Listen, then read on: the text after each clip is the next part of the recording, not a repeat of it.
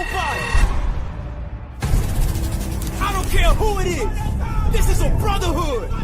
And if we stand strong together, we can't be denied. If one of us goes down, we have another, and another, and another that's ready to fight. So let's hit this field and bang them, bang them, bang them. Somebody light me up.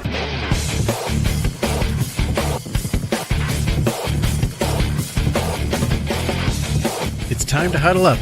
It's the Turf District Podcast.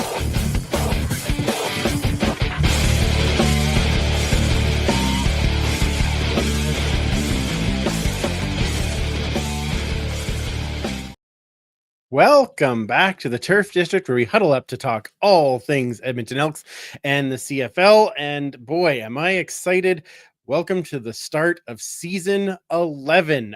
Thank you for spending some time with us, whether you're watching live on YouTube or possibly catching us on Twitch, or you're maybe catching us afterwards on the podcast or on Edmonton Sports Talk Radio. Thank you either way for taking the time with us. We have an amazing kickoff to season 11. I want to get right to it. So let's bring in the regular gang, starting with super fan Mike. Ooh, that's a new one. You're still muted. Why are you muted? Magic. There, now I fixed it. Okay. Yeah. Well, like I said, it's a new season. Got to try some new things, right? So so you're trying mute on a podcast? Yeah, you know, it's an interesting choice. my mime ears. Wow. I'm excited to see you play charades for the rest of this podcast. That's wonderful. Well, it has been too long, Superfan. It has been a long time. It's been a couple of months. It has been, but boy, we've got Jones in for some football. Oh, hey. Well, we don't use that last name anymore. Nah, that's fair. That's right. Gonna prove that right tonight. All right, let's bring in our sister from another mister. There she is, one Commissioner Kayla. How are you, Commish? Oh boy, it is a new season, which means CFL is just around the corner. That's right. And I can't wait. I'm just I thought I needed a break, and then after December, I'm like, just kidding, I don't. I need football. I need football. I need the CFL to be back. Yeah, absolutely. I see that you have a brand new EST scarf up on the. That's a nice addition. I like and that. And also, this gorgeous. I can't put it on. Did you get that from Sean? I did for my birthday. Mm-hmm. Oh, fancy. That's awesome. Couple new things floating about, and we'll wait for later in the pod, but a little unveiling as well. Oh, wow. That's exciting. So the crew is back. Before we get too far, remember, add your comments and or questions into the chat on whichever platform you are watching. We will get to some fan questions with our guest, and also get to some other questions, which I'm sure there are a burning few of them as we get into a bit of overtime later on. And also zazzle.ca/store/turf_district_shop. Grab your Turf District gear. Like so. And let's all be jazzed up for the new season. All right, let us bring in our guest, because it is only the second time in podcast history that we have been able to welcome in a current head coach, and very, very exciting. The 25th head coach in Edmonton Elks history. There he is, Mark Kilam. Thank you for joining us. Thank you for having me. Appreciate it. Yeah, this is amazing. It's now I gotta ask. It's basically 6-7 weeks since the announcement came out. How has it gone so far, and what does it feel like to be the Elks head coach? Well, first, can we acknowledge that Kayla and I have the same shirt on, which is yeah. It's nice to totally unplanned. She just loves you so much. No, it wasn't. So just to get into it, like 2 months on the job, basically. I haven't stopped. It's been action packed in the best kind of way. I mean, really the whole building is going through a transition. It's a resetting of the culture, if you will, and so that affects every level in that building. And the exciting thing is that change is happening, and I feel like it's happening for the better, and it's a super positive vibe in Commonwealth Stadium right now, and I feel it in the city too when I'm up there. Every go for dinner at nighttime, people want to talk to you. People are excited.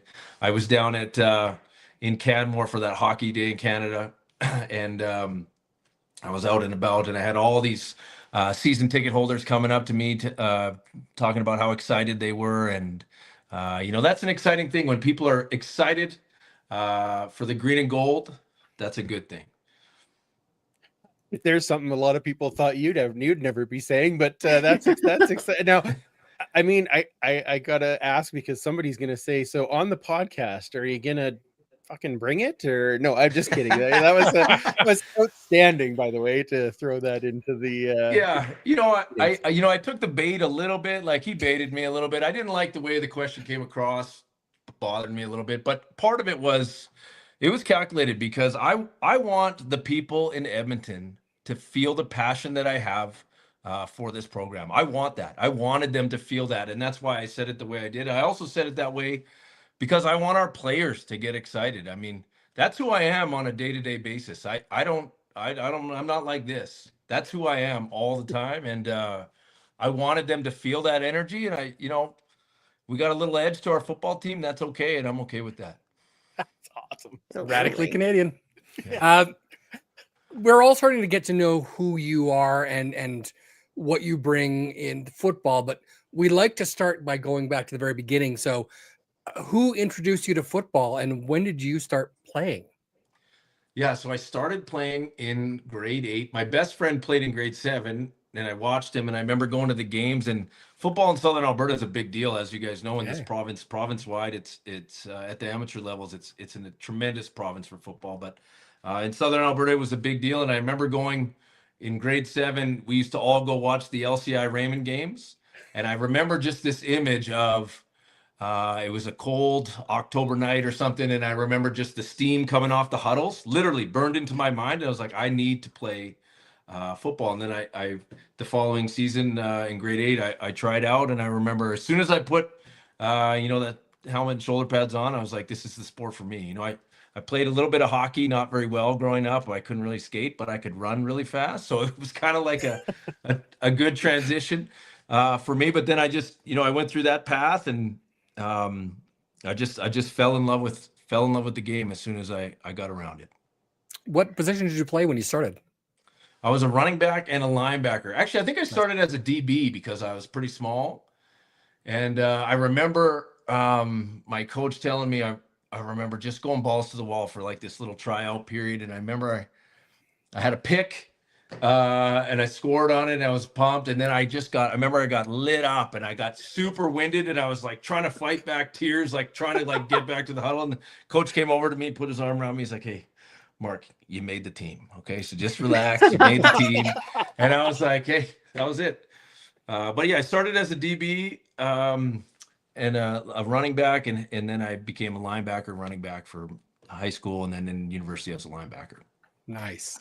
Okay, Yeah. obviously you fell in love with playing the game, clearly, because you kept it going. But when you were on the ground and you were winded, was that the point where you were thinking, yeah, maybe coaching is in my future?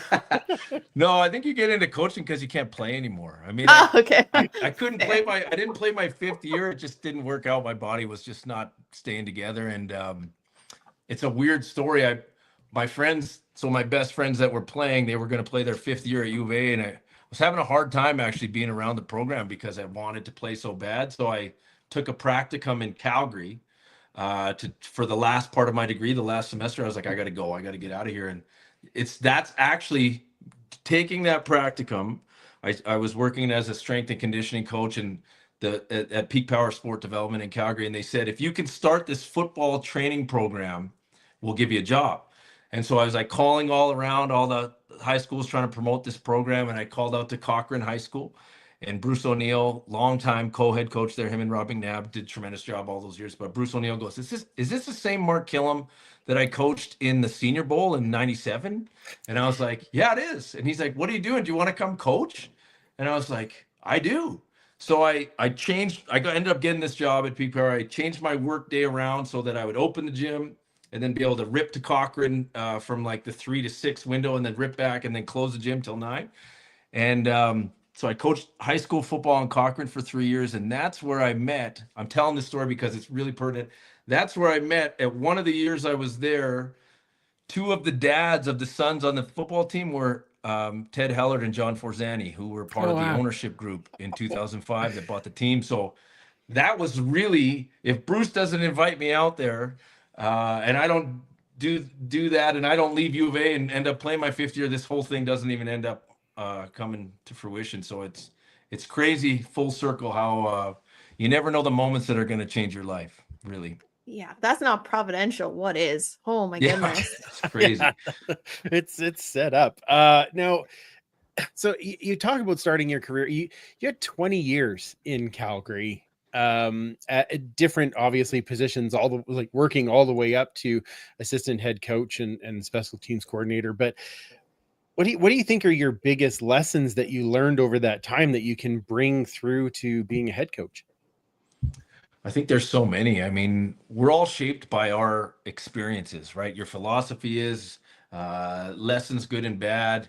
You know, I call them scars in coaching. You know, you maybe make a call, or you do something one way and it ends up biting you in the ass. You know, those shape you, good or bad, and it kind of shapes your philosophy. But that would be from the experience side of things. I mean, coaching special teams, you know, 2010, when I became the coordinator at 30 years old, it was, you know, there was a lot going on, you know, and it was a lot of moving parts. And I remember really having my first game, we gave up a 90-yard punt return to then rookie Chad Owens in his first game. Right. And I was like, well, this guy's pretty good. And then the following week, we gave up a missed field goal to another amazing returner whose name I can't think of right now. But it was the first 2 games. I was like, geez, this is I might not make it very long here at this. And I remember Huff coming in and saying, okay, well, you know, Huff really shaped who I was as far as what I thought about winning football in my early years. He did for a lot of coaches that are in this league. And I remember, okay, so he gave me some things to think about, and then I ended up tweaking, you know, the way we were fitting with our gunners or something like that, and then ended up having some success. And but you know, there's so many of those lessons along the way that kind of shape how you attack opponents, how you game plan, you know, how you would deal with situations. You know, we've worked with so many. I know it's the red team, and we don't want to talk about them, but there was a lot of really good coaches and a really good personnel people and good players that went through that organization. You know, for a decade, they were the winningest team in the league. And so, you know, working with those guys, you take a little bit from all of those people, you know, whether it was, I really like how that guy, his time management. I really like how, you know, that guy handled this kind of challenging situation or something like that. And then you bank all of those, and then, you know, those kind of become who you are, and they shape how you're going to attack the game. And that's really all positives really from that experience. That's we're seeing almost like a renaissance in special teams coordinators going into the head coaching role. Jeff Reinbold is one of the earliest ones. Obviously Mike O'Shea and you, Dickinson. Do you think that a lot of it has to do with the fact that the special teams guys are the ones that talk to everyone on the field? Or I don't what know. do you attribute I know to? we're always battling that it's not the sexy pick, Mike. It's, you know, it's not. It's like, who's the hottest offensive play caller or offensive coordinator right now? Whose defense is locking down? And justifiably so. There's some great coaches in all positions in football, but I do think coaching special teams prepares you to be a head coach, because like you said, you are speaking to the team, but it's deeper than that. You're game managing. So, you know, if I'm an offensive coordinator, I'm calling the plays. When we're off, boom, I'm on the sideline. I'm going through the iPads. I'm talking about calls. What's our next progression? All these things. Special teams guys, you got 15 seconds to just glance at the iPad. Okay, what went right? What went wrong? Boom, I'm on to the next situation. What's coming up? So you're anticipating game situations. So you're managing that way. You're thinking ahead. You know, I think I've said this for a long time. I think, you know, good special teams coordinators, if you're going to last as a special teams coordinator, you have to have a presence in the room, and, you know, good head coaches have a presence. But to get people to run 50 yards and run into a 2-man lead or a 2-man wedge, you know, not everyone wants to do that. So the good special teams coordinators can get that out of people, which is just like good head coaches need to get the best out of their football team. That's awesome. Oh, that As is Jed awesome. Roberts would say, a special kind of personality, right? That's right. Yeah, exactly. All-time leader in special teams tackles, isn't he? He's That's sure right. is. Yeah, sure is. Right. Yeah, that's go. right. Yeah. Always a part of the E. So in the lead up to and at the presser announcing that you got the head coach position, obviously family was a huge thing for you, a huge part of your life. And I think that it goes to say that it bleeds into the players as well, because you've had so many players singing your praises. How does that feel for you, and how do you grow those bonds between players? Is it like a family dynamic? Do you take principles that you have in your family and bring it into the locker room? I think for sure you do. I mean, I've never really thought of it like that, but I'm sure that's happening. I mean, the first part of your question, you know, my family, they've grown up in football. You know, my daughter was 1 day old. We have a picture of her right there in the Grey Cup after we won it in 08. And my other daughter was 4 days old at her first game in the preseason. So I mean, they've literally grown up in the CFL with the CFL. So you know, some tremendous memories. You can see them all behind me right here on Yep. this wall. But and I think, you know, the bonds that are created with the players that's probably the thing that I'm most proud about, or you know, I strive to create the most. I mean, it's not like I'm doing anything different than I normally would. It's creating, you know, real and authentic experiences. It's they know that I have their backs. They know that I want them to succeed, and I'm going to put them into positions so that they can showcase their skills. You know, those are things that happen when they're in the room with me. They're going to know that I have their best interest at heart. I'm also going to hold them to a standard and not let them waste their gifts. I mean, I can't stand for that if they're not maximizing. I call it maximizing their weapons, and you know, I'm going to hold them to that all the time. And I think good players want to be coached that way, and you know, those are things I try to bring to the room. You know, I just we're trying to create a brotherhood, and I know that word has been not thrown around. It's been a part of the fabric of the Double E. You know, words don't do that. It's about actions and purpose, and that's what I'm all about. Oh, that's outstanding. By the way, can we make a T-shirt that says MYW, like, you know, master your weapons? That would be. I love this. I love that. That's a great saying. Okay, so tell us about the process of meeting Ed and kind of becoming the coach of the Double E. Yeah, so sometimes when you get a head coaching job, you have like a previous relationship with the general manager or whoever that is. So that wasn't the case for me. I've known Ed as far as like, hey, good job, Ed, or good to see you, or anything. I've never like had a beer with Ed. We've never hung out at the combine. It's not like that. So it was only just, you know, like surface connection with him. Always seen him, always cordial, never any problems. But it wasn't like you know, there's some general managers and assistant general managers that I've had great relationships with off the field as well. And it wasn't like that. So, you know, when I was hopeful that I would be involved in the head coaching cycle this year, I was hopeful for it. You know, I had been in the previous 5. So when I was let go, there was like, I was kind of that month where I was just floating. And then, you know, he had called and asked for permission, and then he reached out and we started talking. And then, you know, going through the interview process, it was with him and Chris. And, you know, I've mentioned it before, but it was really apparent, you know, very early in the dynamic that we were seeing things the same way, which is exciting. And then the conversation, you know, elevates because we're seeing eye to eye on certain things. And then the energy brick comes up, and, you know, it was a really exciting process to be a part of. And now, I mean, honestly, I was thinking about it because I thought you were going to ask me about it today, and I haven't even really thought about it for 2 months because we've been going so hard. But like, I talk to Ed every day. You know, it's you know, I don't know, it's what needs to be said. You know, we spent some time together at the league meetings in Charlotte, and just, you know, it was almost like we stepped away from business just to try to really get to know each other. And all that time is valuable because we're building a bond as well. And, it's been awesome. Like I said, the football side of things, like I'll work as hard as I can every day on this because it's what I want to do. And it's so exciting to be a part of the positive wave of momentum that this club has right now.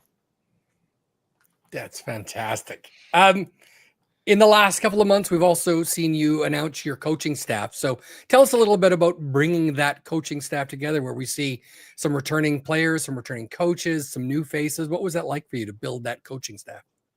Yeah, I mean, it was a great experience. I mean, it's not just like, hey, boom, can you come? You want to come? It doesn't happen like that. You've got to go through this big long process and work it out, and guys got to figure out the best situation for their families. But it really always starts with the coordinators for me. I mean, I think, I really wanted to get a proven offensive coordinator that has a ton of experience and that can also develop quarterbacks. And, we did that in Jordan, and I'm so thrilled to be able to work with him. And, I've been sitting in on his Zoom meetings with the offense and, watching their concepts and understanding it. And I've watched him clinic before at a coaching clinic, and we have a relationship because both of us came and did things the long way or the hard way. So, you kind of recognize those guys over the years, but, that was a great hire. And, if we just stay on that side of the ball, his right-hand man, Jason Tucker, I mean, those guys have been together for a long time.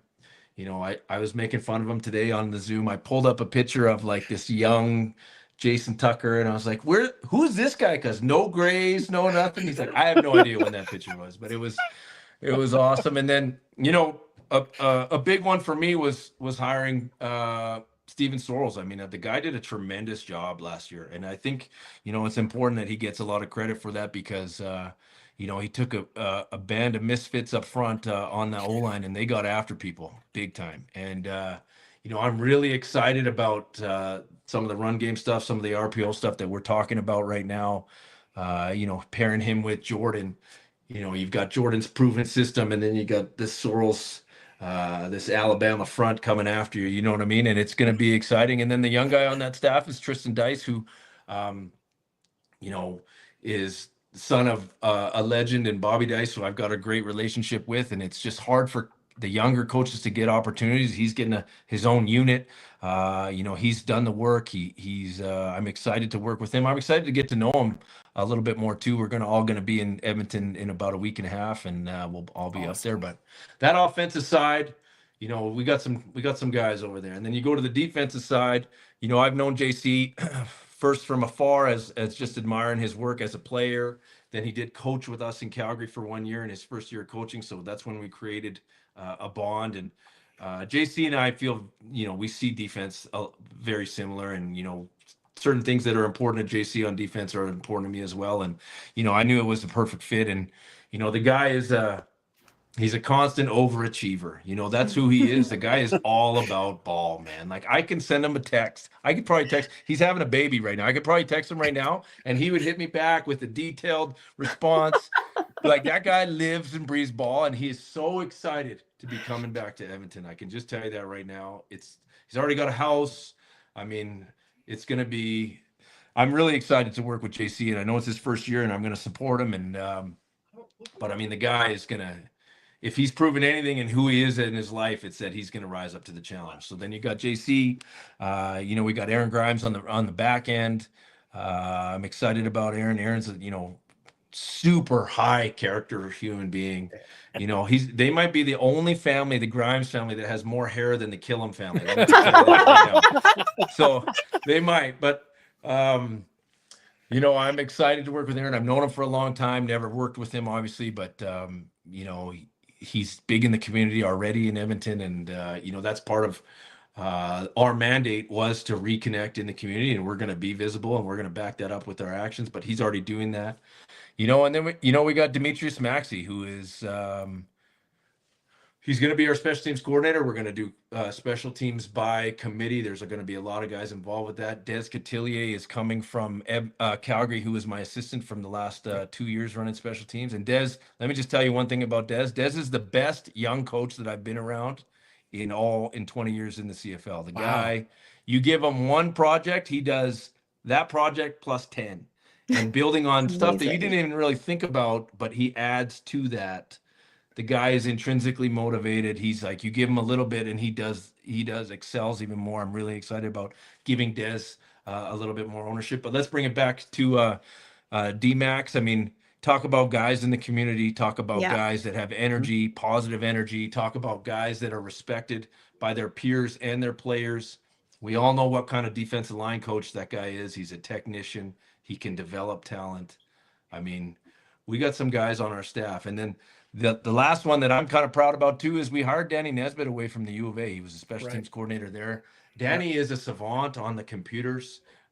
He's going to be doing defensive and special teams quality control. He's doing a ton with the defense right now. He's doing playbooks. He's going to be coaching at the combine. Every team brings a coach. He's going to be coaching the draft eligible guys. I mean, I'm really excited about Danny. We've got 5 Canadians on our staff, and not that we still got to win games. It doesn't mean we're going to be great, but I'm proud of that. And I'm also proud that, we've got a good mix of young guys, young, hungry guys that I know you give them a little bit of opportunity and they're going to see. That's what I'm excited about. And then we've got the older vets around them to kind of shape it. And, we're going to get after it. I'm really excited about it. So when you're talking about some of those players, like those legends coming back to the EE, obviously they had a huge place in the culture. And one of the things that you said at the presser that really struck me was to the fans, like something was taken from you. And it's really, it felt really good to be acknowledged in that way. And then also having some of these legends come back. And it kind of feels like this growth and this expansion of the old and the new culture coming together. But in that perspective for your coaching, do you envision the old and the new culture impacting how you coach, like changing it up and changing that mentality? For sure. I mean, it's kind of a layered question. I think we want to build it on the shoulders of the people that came before us and built that place. I mean, if you think of the EE, you think of tradition, you think of physicality, you think of Ricky Ray throwing corner routes to Jason Tucker. You know what? That's what I think of. You know what I mean? You think of Giz just being the best player on the field in space. I mean, you think of those things. Those are explosive plays. Those are toughness. Those are qualities that you can try to put into our philosophy and our foundation, which we will do. We're going to be a group that's going to go out and earn it every week. That's what it's going to be. That's who I am, who our staff is, what we're going to emphasize. And that's a big circle around that, but we're going to earn it. We're going to be a group that's connected to each other. We're going to build a brotherhood. Okay. That's what we're going to try to do. And like I said before, words don't do that. It's about actions, but it's our actions on a day-to-day basis of how we go about doing that. We're going to be a group that's not going to beat itself. We're going to spend a ton of time on situational football and situational learning, on choices, penalty choices, how that affects field position, positive, negative, and I think the most important pillar that we have is that we're going to be built on toughness. Okay. That's mental and physical toughness, because Edmonton is a tough city and I want to represent that. And I want our club to represent that. And we will represent that. I said, we want to be built for the cold because that's what we want to be playing in. And, we're going to try to emphasize that with our players. We're going to focus on that and focus on different things. And we're going to try to bring in players that embody those qualities. And, all that stuff right there, I said, you can find that in the threads of the green and gold. You can find that in the threads of 5 Grey Cups in a row. You know what I mean? You can find that in the threads of how that program was built. And, we want to celebrate that culture while building our new culture in the building. Ooh, Amazing. Yeah, goosebumps. Yeah. I don't know. Every time I listen to you, I get pretty pumped up. I gotta say that's good. Yeah, yeah. There's a wall around here I can run through. I'm sure. Closely. I don't know. Mark asked me. I don't know what happened. I just ran right through it. Mike, is there a couple of fan questions that we can get to, and then we'll do some quick hits and let Mark get a sleep before he has to come back up this way. Absolutely. We've got a lot of people in the chat super excited to both see you here in Edmonton as well as on the show. Questions coming from Alex from the Piffles podcast, our brethren to the east. It said, jumping into free agency in the next few weeks, what characteristics of a player are you looking to bring in to change that culture in Edmonton? Well, touching on some of the stuff that I hit on, we're trying to find intrinsically motivated players. We're trying to find high character players. We're trying to find impact players, at every position. And I think, something that's important to me is, some of those things I talked about in our foundation and in our philosophy. I want players at every position that embody that, so that, it's not just on the front, you know what I mean? It's not just on the back end. It's, you can look throughout our roster and find a guy that embodies that. And that's what we're going to try to celebrate and try to build around those pieces in free agency. And there's certainly, with 1-year contracts, there's certainly opportunity to do that. That's fantastic. Absolutely. Yeah. Chris is asking, Coach, I know you've played in green and gold at multiple occasions in your career. Be honest, how much calamine is required to wear red for so many years?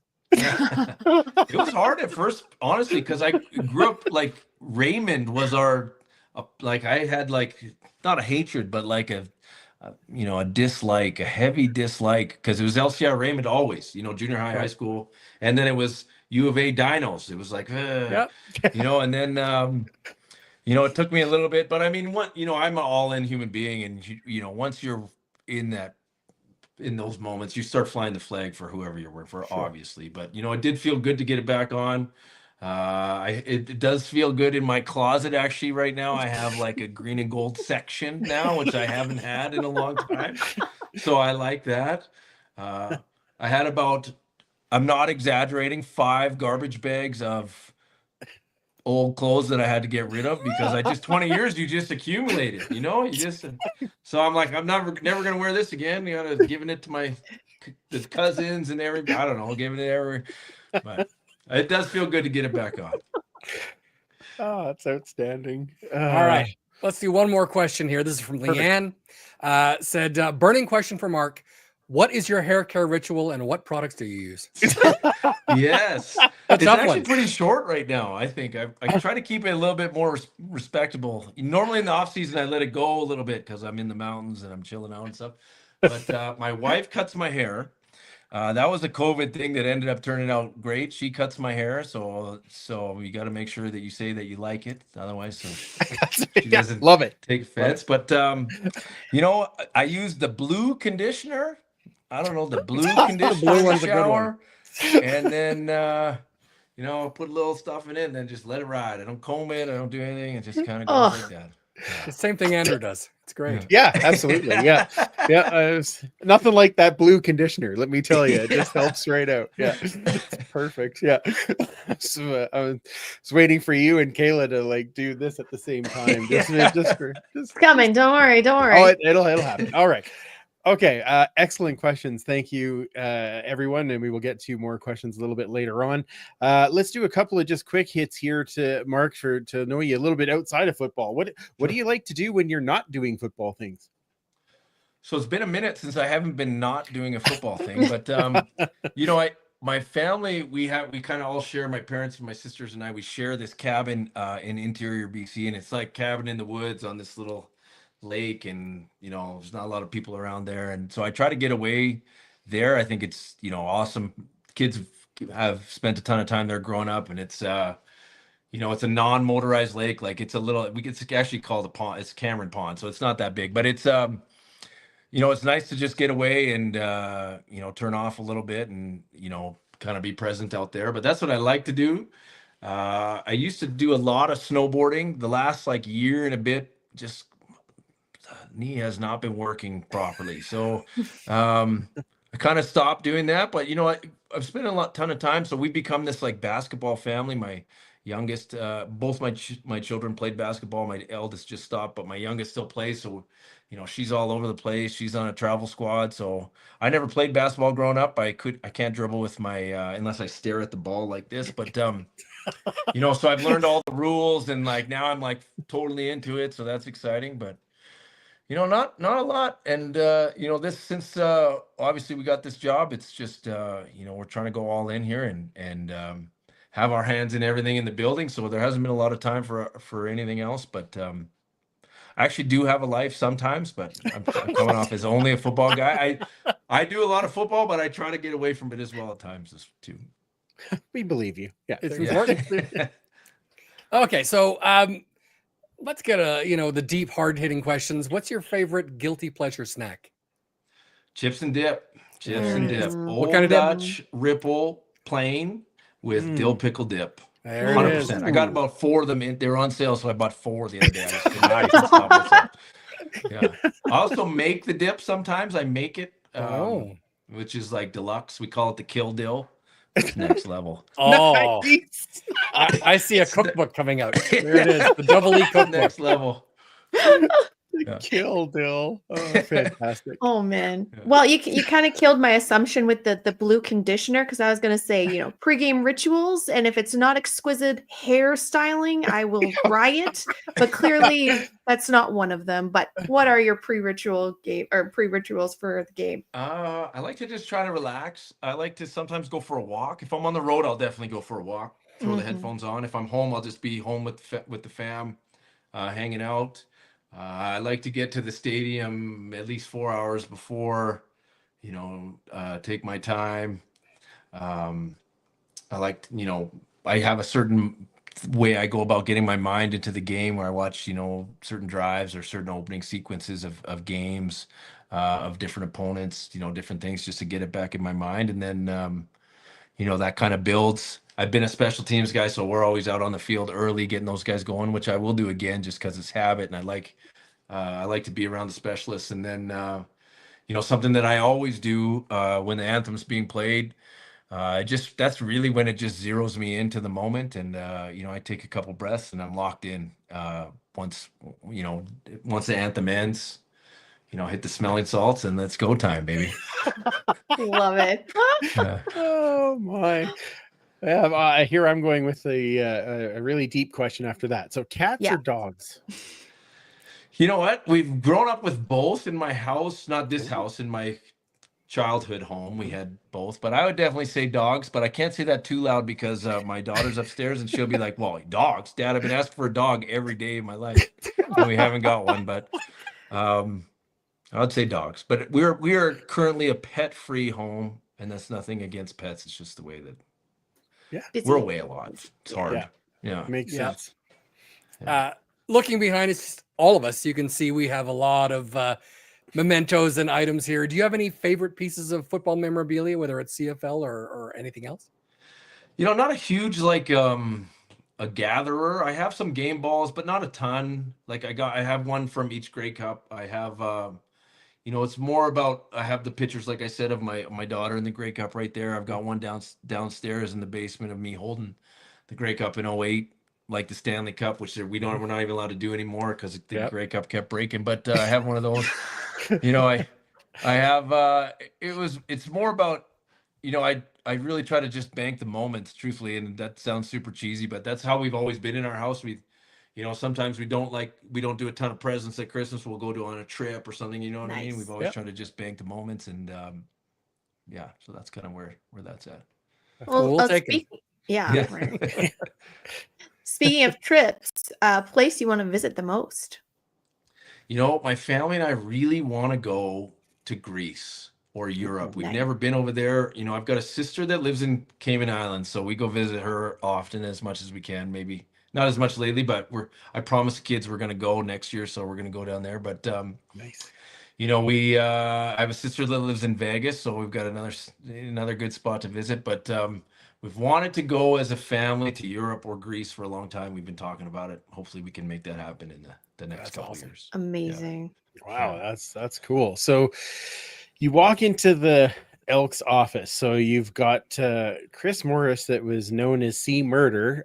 We have you, that is known as Killer. So do you start calling Ed Slash, or what does he have a nickname yet, or what's going on? No, just Ed. Just dead. You know, just dead. You know, Ed too. He's just got his game face on 24/7. Ed does. He does. Yeah. Yeah, it's nice you can get him where you get to see that big smile every now and then that he's got too. But he's game face. Absolutely. Yeah. All right, let's look at the music side of things. What was the first concert you ever went to? Tragically Hip. I Nice. went to Good Tragically pick. Hip in the Sportsplex in Lethbridge way back in the day. It was a good show. One of the best shows I ever went to was I went to Tool in yes. Saddle Dome. That was a great one. They did like there was just like 30 minutes of this like weird thing happening, and then just into like heavy guitar riff to start like sober, and I was like, whoa, this is a great song. Chili Peppers was a great concert. I feel like that's a group that really has mastered their craft. Yeah. You know, part of moving to Edmonton, I'm so excited because we get all the good bands up here. So Yeah, absolutely. I'm excited about that. So I got to keep my little radar open to see who's playing and see if I can hook it up. Do you have any bucket lists concerts you haven't been to yet? You know, I really want to see Parkway Drive. I don't know if you know who that is. It's heavy. Yeah. It's kind of a good band. I'd love to see. I went to Avenged Sevenfold when they were just here in Calgary. That was a good show. You know, I kind of like those. You know, the heavy guitar riffs and power vocals is kind of like my jam. That low energy stuff, yeah. Yeah. Okay, well, sticking to the music then. You're in karaoke. What are you singing? Hopefully nothing, because I don't want to drive everybody out of the place. You know, not a lot of musical talents in my body, but I think that's why I like listening to music so much, because it's so much further away from what I could actually put out there into the world. You don't need talent for karaoke. Trust me. It is. It's like wizardry. Yeah. All right, Kayla, do you want that other one, or do you want me to go? Well, it was kind of already. Yeah, okay.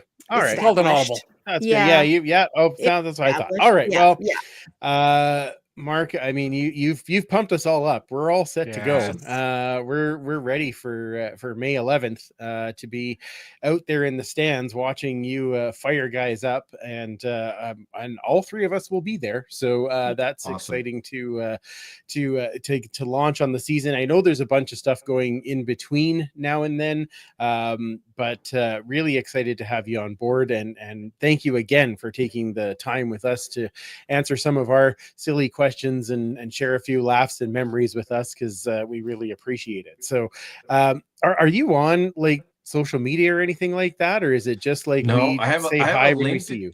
Yeah, I have a LinkedIn account that I don't really ever check, but that's the only one I have. Yeah, not on social. It's probably a smart move. Yeah. Yeah. It's probably a very smart move. Yeah. Always time. Perfect. Well, then we will just have to watch for when you're around at training camp, and we'll just pull you over and say hello and thank you again. And maybe one of these days we'll get you out for a beer and wings to say thank you. I'm in 100% in. I appreciate knew you guys it. having me. Absolutely. All right. Thanks so much, Mark. Thanks, Have Coach. a wonderful night. We'll talk to you very soon. All right, you guys too. Thank you. Take care. See ya. Bye. Bye. Wow. Yeah. I'm a little fired up. What are you guys? Oh, I think we're going to need a lot of construction in our homes after we run through all those walls. Better get some plasterers getting ready. Yeah, I'm thinking so. I was pretty excited about that. So thank you again to Coach Mark Kilam for joining us for the opener for season 11. I tell you, now he ran through the entire coaching staff, so that was outstanding. Yeah. I was like, okay. I just thought he'd talk about the process, but we broke it down for everybody. Yep. Let's just follow up on that a little bit. Superfan, your thoughts on the coaching staff and some of the guys returning? I mean, you could go through every single one of them and have such superlative to say about all of them. I loved seeing Demetrius Maxey come back. Everyone that's ever played for the man absolutely loves him, and he's like a father figure to all of them. And having him do defensive line and special teams coach underneath a guy that's been a special teams coordinator for 15 years, I think is going to be really, really strong for this team. how can you not love seeing guys like Jason Tucker and JC Sherritt and Aaron Oh, Grimes coming back, guys that, bled green and gold for this city for so many years. Especially someone like Jason Tucker, seeing him back in green and gold, that just makes rights a lot of wrongs as far as I'm Absolutely. concerned, Absolutely. yeah. So God, it's gonna be, I cannot wait until May 11th to be able to get into Commonwealth, sit there in those stands and watch those guys on the field coaching. Yeah, absolutely. What about you, Kamish? I know you're a big D-Max fan, so I knew that Oh, was exciting. Yeah. gosh, yes. Like it's like having a big brother back. It's Mike kind of said it all. Like, what can you say? Like, he's just an amazing coach, and he's so generous with his time and with fans. That is probably with Yeah. players too. But Probably. I'm just very happy. I'm very happy with this. Like, I mean, some of them I like I've said before, coaching not my cuppa, but the ones I know who are on there I love. I'm very curious to see if they will do any like special coaching, what they did with Mondo and Odell. I don't know if that's going to be an option or not, but it'd be Yeah. nice to see them on the sidelines, at least hyping the crowd up. Well, Yeah. maybe on Odell's part, not so much Mondo's. Yeah. Mondo's not exactly the hype guy. Mondo the hype man. Yeah. Ooh, that's I hope you he guys just kept stares your- at you menacingly until you start cheering. Right. Oh, Yeah, that would and then work. you're like, oh yeah, that Yeah, I would was work. gonna say. Yeah. I'm in. I was really excited to see Jordan Maximic coming back. Yes.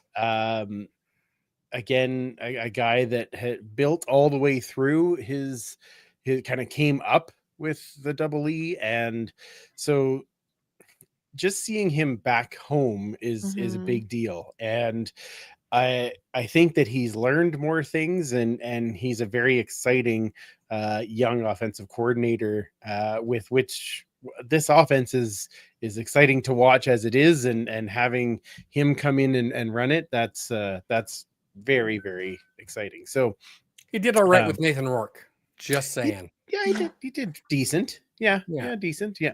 So that's an exciting thing for us as fans. So all right, well, let's get into some of the other roster moves, because there's a few. There are a few. Absolutely.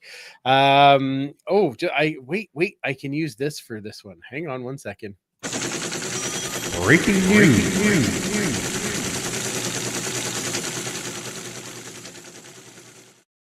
You're welcome, Mike. I'm not gonna lie, that Fancy. scared me a little bit. Roster Amazing. moves. Yeah, I know, right? There's Rasta lot- moves. There's lots more where that came from. So just Tyler's been busy and very Yes, he helpful. should be.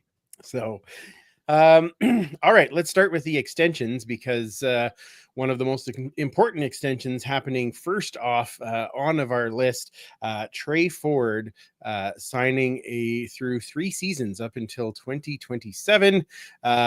Super Coming exciting. back as the starting quarterback, and very excited about that. And also I knew, Superfan, you'd be excited, because of course Thomas is probably over the moon. Yeah. And Kamish, I mean, I already know how you feel about Trey. So really big move. I'll talk about the other extensions, and then we can kind of talk about these ones. What did you say, Commissioner? Did you just flip me off in British or what? Oh no, you said number 2. Oh, okay. Deuces. No, I Yeah. Oh god. Number 2. Okay. All right. So I would never. He would never. Yeah. I would. No, you'll just blow sprinkles at me. That's or Glitter, baby. Glitter. That's right. Yeah. Running back Javon Leake coming back for Huge. a 2-season signing, and huge, both figuratively and and Literally. actually. Literally, thank you. Yeah. Offensive lineman Martez Ivy, Also a great signing. re-upping for 2 more years. So, Commissioner, tell me those 3.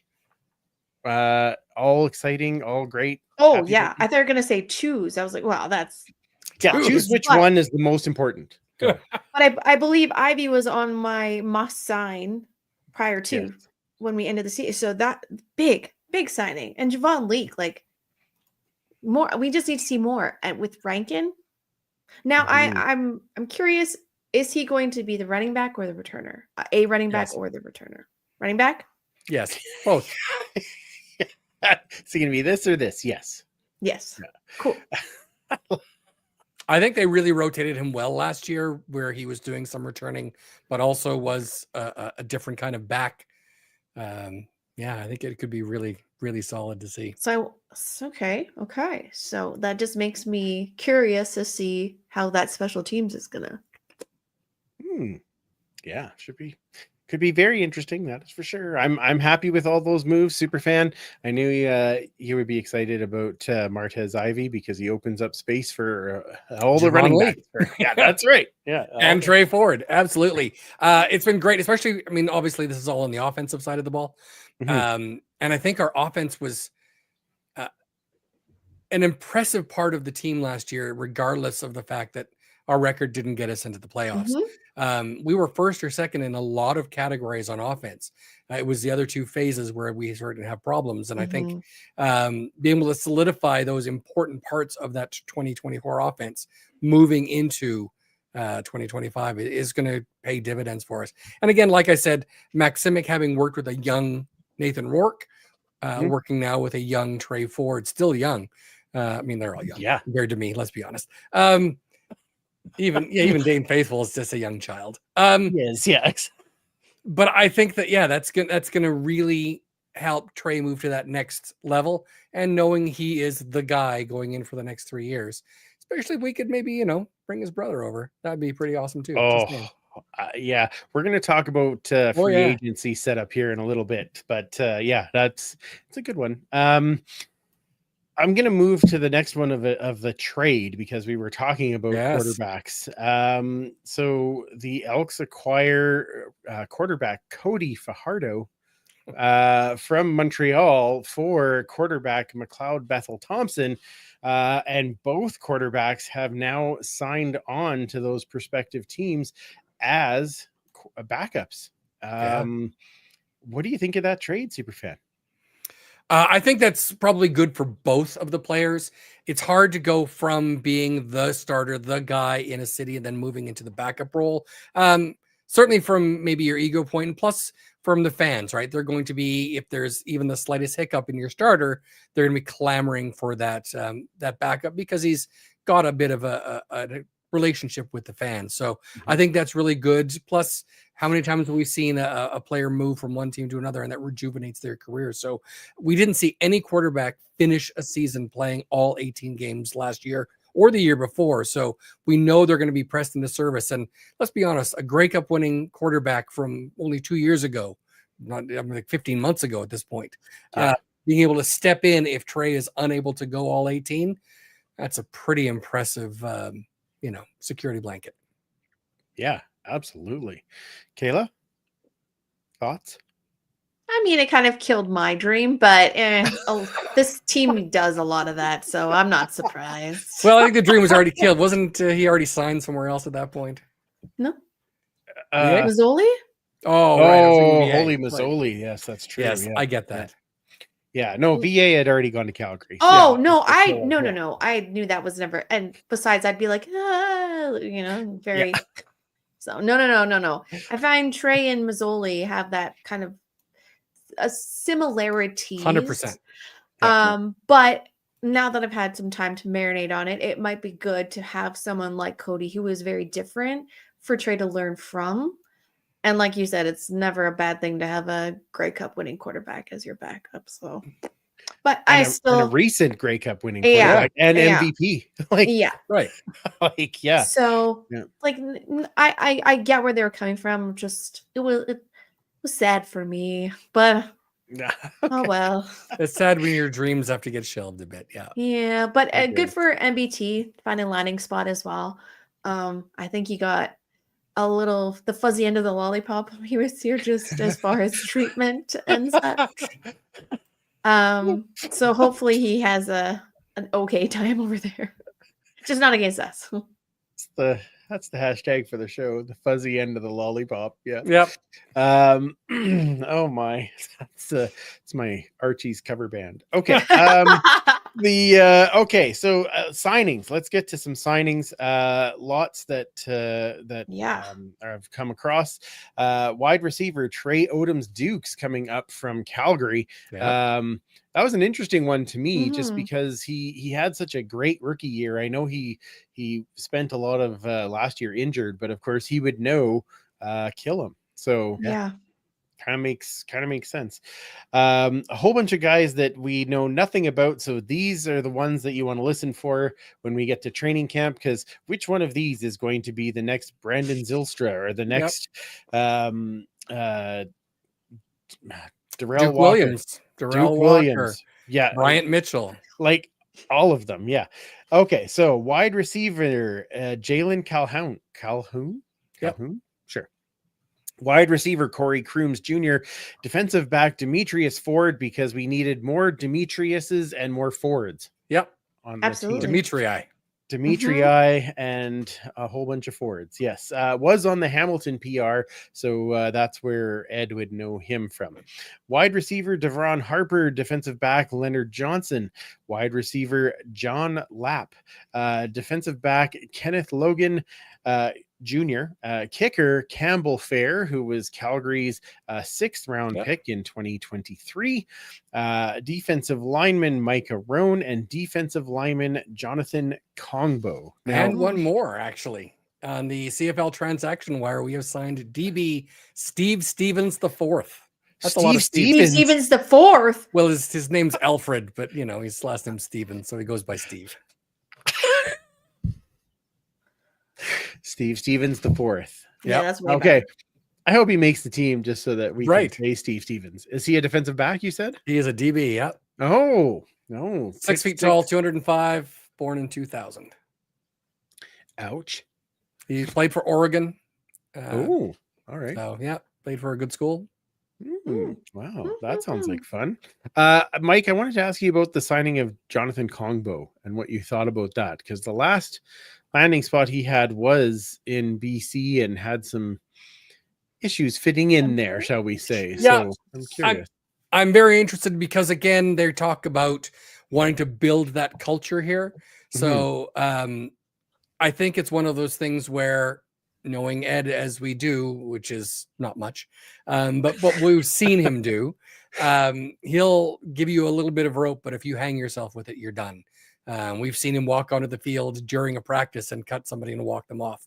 And he's not going to put up with any of it. So we want you for your skill, but if you're not going to fit in, then you're gone. Yeah. So I'm looking forward I to forgot about that. where he walked. Yeah. Yeah. Who was the player again? FIFO. I remember it was number 79. That's all I remember. Okay. Yeah, I just remember. Yeah. Out and then not here anymore. Yeah. Yep. Wonderful. Was there like spastic expressions while it was happening, or was it just like a they're there? No, I think at that point he knew he was done. Yeah. A fight in camp and everything. And Okay. Just walked out. Anyway, You come with me. Yeah. Here's your apple. Here's your roadmap. Yeah, thank you for coming. Okay, let's talk about some releases, because the rest of the signings are all people that we really don't know yet. So releases: defensive lineman Elliott Brown released and then signs with the Arizona Cardinals. Great for Elliott. And we really only got to see him the one of his 2 years up here, but was tied for the lead in the league for sacks. So deserving of a chance for sure. For sure. Tough one for me. Wide receiver Dylan Mitchell. Absolutely. And I understood. I mean, he didn't have as good a year last year, and he was getting paid some dollars. So I can see where that happens. But just a great dude. And so I'm sorry that has happened. And he immediately signs in Winnipeg. He's got talent. We knew he was going to surface. Absolutely. Toughest for me is just because of that connection between him, KB, and Christian Salisbury. I agree. Having KB go at the end of last season because he was on the PR, and then signing in Toronto, and now seeing Dylan going and signing in Winnipeg. Wish him all the best in everything he does. He will always be a fan favorite, again, of our family. And so many other families in Edmonton, just for the kind of person he was, as well as what he brought on the field. Absolutely. And are we going to have the maybe we have the barbecued spaghetti when Winnipeg is in town, and There we we can just go. invite him to come and have some. Like that'd be Well, fun. That's right. Before the game. Right before the Carbo load game. 'em. That's what I'm Yeah. just saying. Yeah.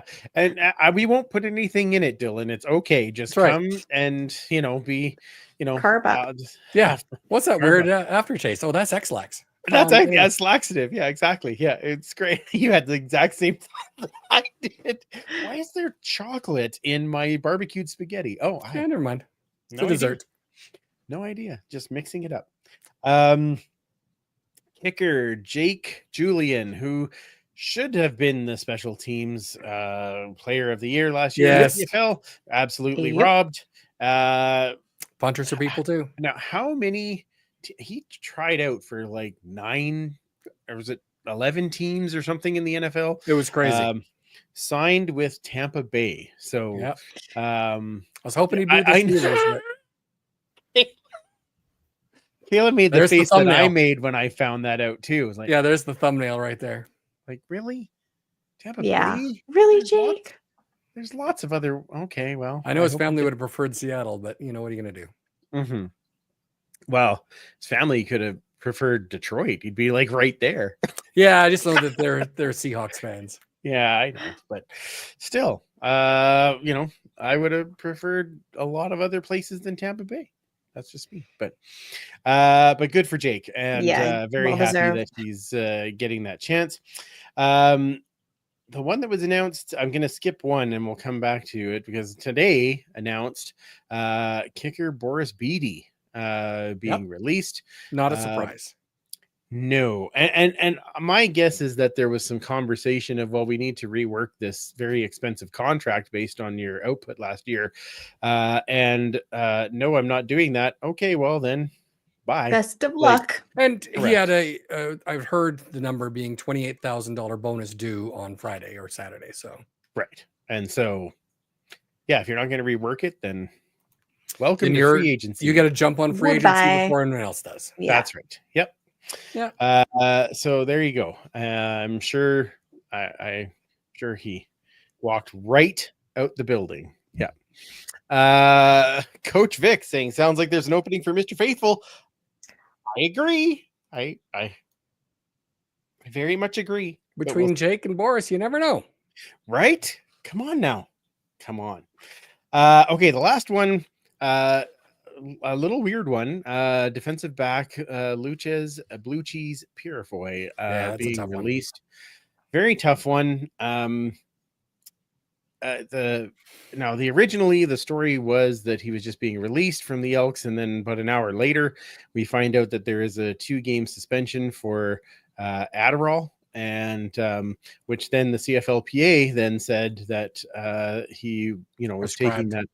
Prescribed that for ADHD, and I was I don't want to say shocked, but I was kind of surprised how open that CFLPA one was with his like personal information. Obviously, he diagnosis, okayed yeah. it, Yeah. but and that's really tough. It's not looking very good for the CFL, I must say. No. How I just don't understand how you can reconcile that decision with a legal prescribed drug. Is it anywhere on the list of no-nos? Like Yes. Is it? It is on the list of no-nos, but you should be able to get an exception, right? You should. You're, I am 100% agreeing. and the fact of the matter is that the story is that the CFL advised the Elks to not get the exception. Obviously, we don't know the full story behind how that all Right. happens, but yeah, that is a tough one. How do you recommend not to get an that just is very strange. to get Yeah, the exemption? Yeah. I mean, I'm guessing. I mean, I certainly know nothing about prescriptions for any of this stuff, so I don't know if there's alternate therapies they could have for ADHD. Mhm. But if a doctor is saying this is the best treatment we can give you, then you should be able to allowed to have it. Yep. Interesting. But there are also athletes that are told they need to take anabolic steroids for certain things, and those are also banned, right? I'm not trying to compare the two. I'm just saying that Yes. there are things that, like, they say you can't take this and still do that. So I don't know. I'm Yeah, curious to it's- know if there was an explanation of what Adderall would achieve in as far as like performance. No, I don't think it's performance enhancing that I know of, but But then Yeah, but it's- why would on the I don't know. banned list, right? So, Interesting. yeah. Well, it's well, Adderall has a bit of a it's like Reputation? an upper, right? So if you're Oh. not taking it for ADHD, it gets you kind of wired, like that would, Mm. you know, but that Makes would, you- yeah. So I'm assuming that's why it's on the list. But it, makes you again, run around in a Pennywise mask, or interesting. Yeah. All right, let's move on from that. Yeah. Okay, so Mike, you ready for a little Horde and Tell? Sure. Are we ready Oh, for the that? return of Horde and Tell.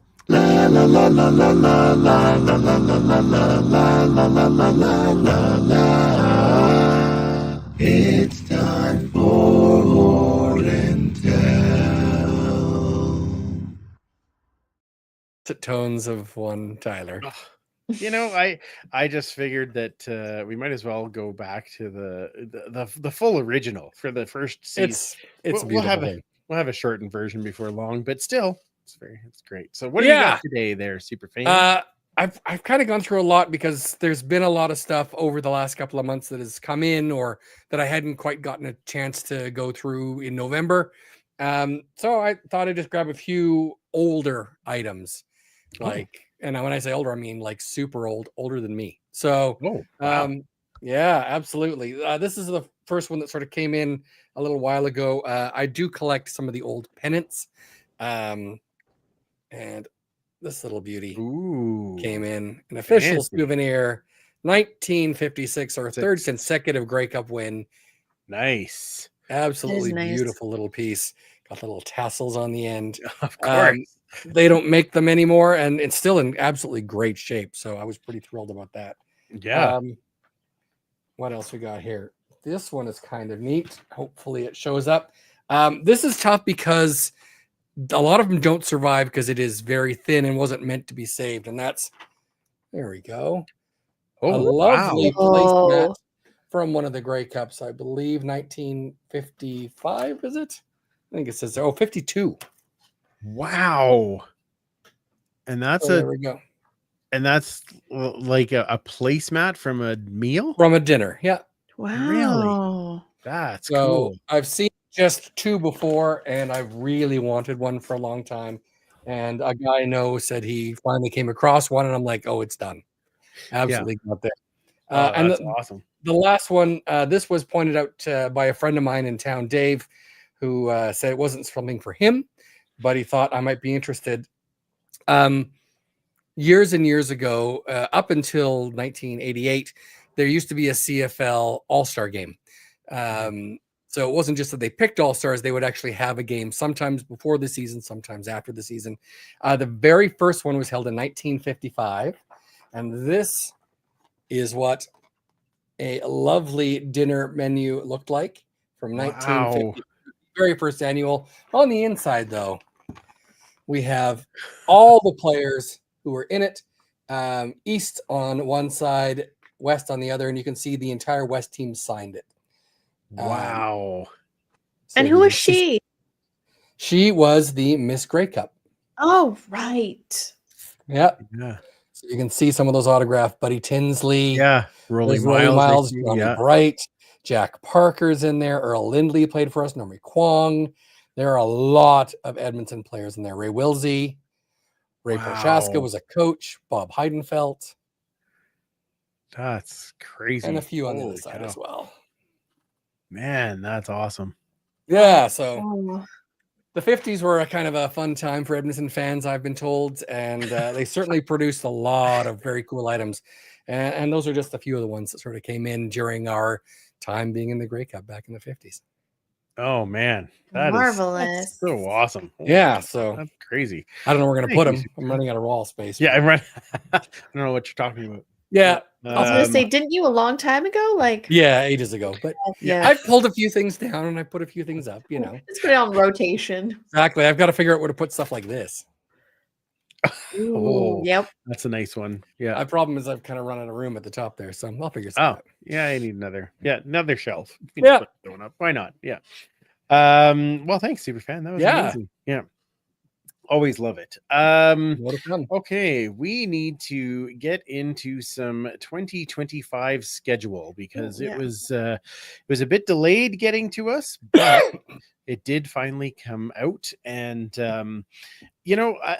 it's funny. There was a lot of people who were really bent out of shape about it not getting out, and I get it. The CFL set the precedent of having it come before Christmas and Yep. having For a 3 couple of years in a row, and it's all great and this was exciting. But I can't imagine making one of these things. I just couldn't imagine. When you're not So- always the primary tenant for some of these locations, that can be Correct. tough. Absolutely. And if they were making the effort, which it seems they are, to try and limit the shorter weeks, that takes a lot of time and planning to make that happen as well. Yeah. So quickly, we have 2 Thursday night games. One is at home. We have 7 Friday night games, with 3 of them being at home. We have 8 Saturday games, with 4 of them being at home. 2 Sunday games, and both of them are at home. And then, of course, 1 Monday game, which, of course, is Labor Day. Most of the home games are at 5:00. So Yeah. I would assume that you were happy with that then, Superfan. I mean, because you always said, like, if we want to bring families, like 5 is a good time so that they can still get home at a reasonable hour. Yeah, there's a lot of early starts, obviously, with having those 7 games that are on Saturday, Sunday, or a holiday Monday. That gives you a lot of opportunity for the 7 home games, I should say, for having earlier starts so those families can get there. And then your game's over at like 8:00. So it's easy enough to, by the time you get to your car or wherever that may be, or maybe you're able to take other transit home, it's not like a midnight thing and you're trying to put your young kids to bed. So we have to get those next generations of fans hooked on the game, and the best way to do that is bring them to Commonwealth Stadium. So I love seeing those earlier starts for sure. And I know people hate the Thursday games that attend, but if TSN is your number one, broadcaster, and they need some Thursday games because people like to watch football on Thursdays, apparently. Well, Hey, the thing it's is, one. they end earlier this year than they have before. Yeah. Thursdays, right? So, and even the Sundays, I think they end a little sooner. So It's just the toughest part is those 4 games, the 3 Fridays and the Thursday, a tailgate, right? So I mean, absolutely. Yeah, no, I agree. And tailgate is a big part of this now, and it's Yeah. becoming bigger in every city. So I like that. I have to say, I was as I looked at it, the one thing that, because I kind of got used to having like the one game a night, right? Thursday, Friday, Yep. Saturday, Sunday, and okay, great. And they don't have as many of those weekends, so I got to get back into used to watching double headers. Yeah. I'll find a way. Oh, Tim asking, so who's coming to Montreal? Oh, Kayla is. Okay. And isn't that our away game? The Thursday night, isn't that a? No, I won't be. I won't be for an Elks game. Okay. Yeah. There we go. Okay. Okay, so we'll break this down a little bit more. We play. Counting up your numbers, they don't seem to add up right. What do you mean? They're adding up wrong. Well, you said you've got 1 Thursday home game, 3 Friday home games, 4 Saturday. No, those are the home games. So I'm saying home games. 7, 8, 9, 10. Yeah, because there's a preseason game. Well, you've got 1, 4, 8, 10. Oh, because you have Sunday 2 and then 2 in brackets. Probably Sunday 2 should be 1. No, it's 2. Both Sunday are home games. Okay, so we've got 1 plus 3 is 4, plus 4 is 8, plus 2 is 10, plus 1 is 11. No, because the other one is a away game. Only the bracketed ones are the home games. Oh, I see. Gotcha. Now I Yeah, understand. I know I didn't write it out because I'm like, I'm going to say this so I know what it Oh, means. these shorthands. Yeah. I know, just making it fun for you. All right. We see BC and Calgary 4 times, including the preseason, and every other team 2 times. This year we only have the one back-to-back or head-to-head or whatever you want to call it, which is the Labor Day series. Of So course. Kamish, what do you think about BC and Calgary 4 times? They're just killing me, Smalls. It is what it is. I Right. mean, at least one of them is it's preseason, so the chance. I mean, VA might play a quarter, if that. Yeah, Shake off maybe. the rust. So only have to be like 3 of them in somewhat misery of just like conflict, not conflict in the way of like, oh sure, go ahead and get the W over us. Heck no. Like, let's draw the lines here. We Okay, beat 'em all good. in the game last year. Let's do it again. Yeah. That's right. Yeah. I like this. Okay, so training Oh, camp and opens. BC, like, Sorry, who yeah. cares anymore? Oh, wow. Oh yeah. We're done. Wow. Oh, We're done. We're Kayla's, dead. Kayla's pick'ems are going to be interesting this year. Yeah. Training camp opens May the 11th. Our first preseason home game is May the 30th. Our only preseason home game. I don't know why I said that. Season kicks off in BC on June 7th, and I am hoping to be there because I'm Ooh. happen to be needing to be in Seattle on the Sunday. So maybe I could Ooh. Cousin go to Booby. Vancouver early and shucks. Home opener is June 19th. August 2nd is a home game that is at 1 p.m. And so maybe we will have brunch at the tailgate. Which is, We've Yeah. already got the first draft of the tailgate Oh, I menu. You know, never it's know what's on there. so pretty exciting. Bye weeks 2, 7, and 18. And then each of the 4 West opponents in the last 4 games, with 3 of them at home. So sets up as a pretty decent schedule. Did you guys think that overall? Yeah. How do you really feel, Kayla?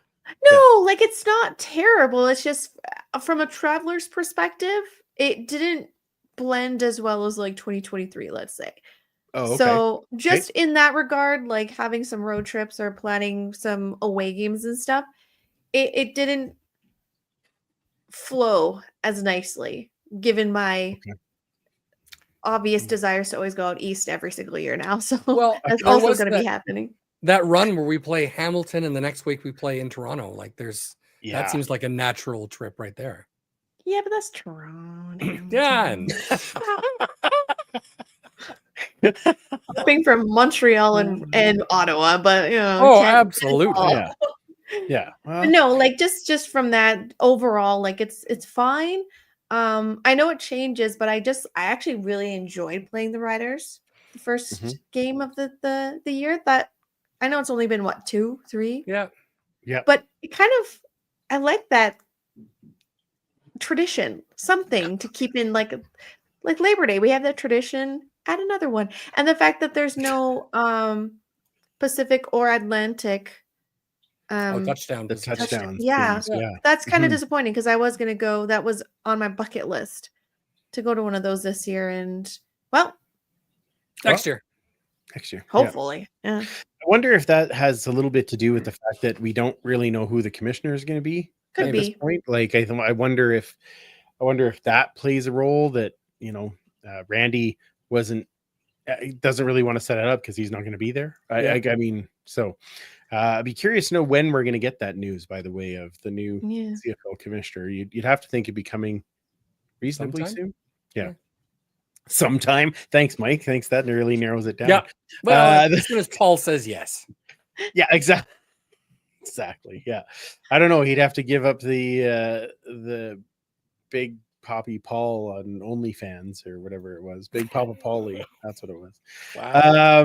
It was his thing. He said that's one of the spots you could find him. Yeah. Okay. Shall we get into some free agency primer, because Yes. by the next time that we meet again to talk about the podcast, it'll be day one of free agency, and we will be sitting down to talk about some of the signings that have come around, and obviously the our favorite Ed Hervey window opens up this coming Sunday, I believe it is. So there'll be lots of news pouring in over the next short while. So Elks have some that I feel they need to re-sign, or ones that we would like to see back.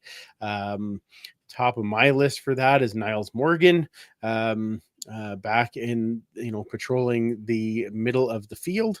But do you guys have other ones that you would like to see back? Mike, start with you.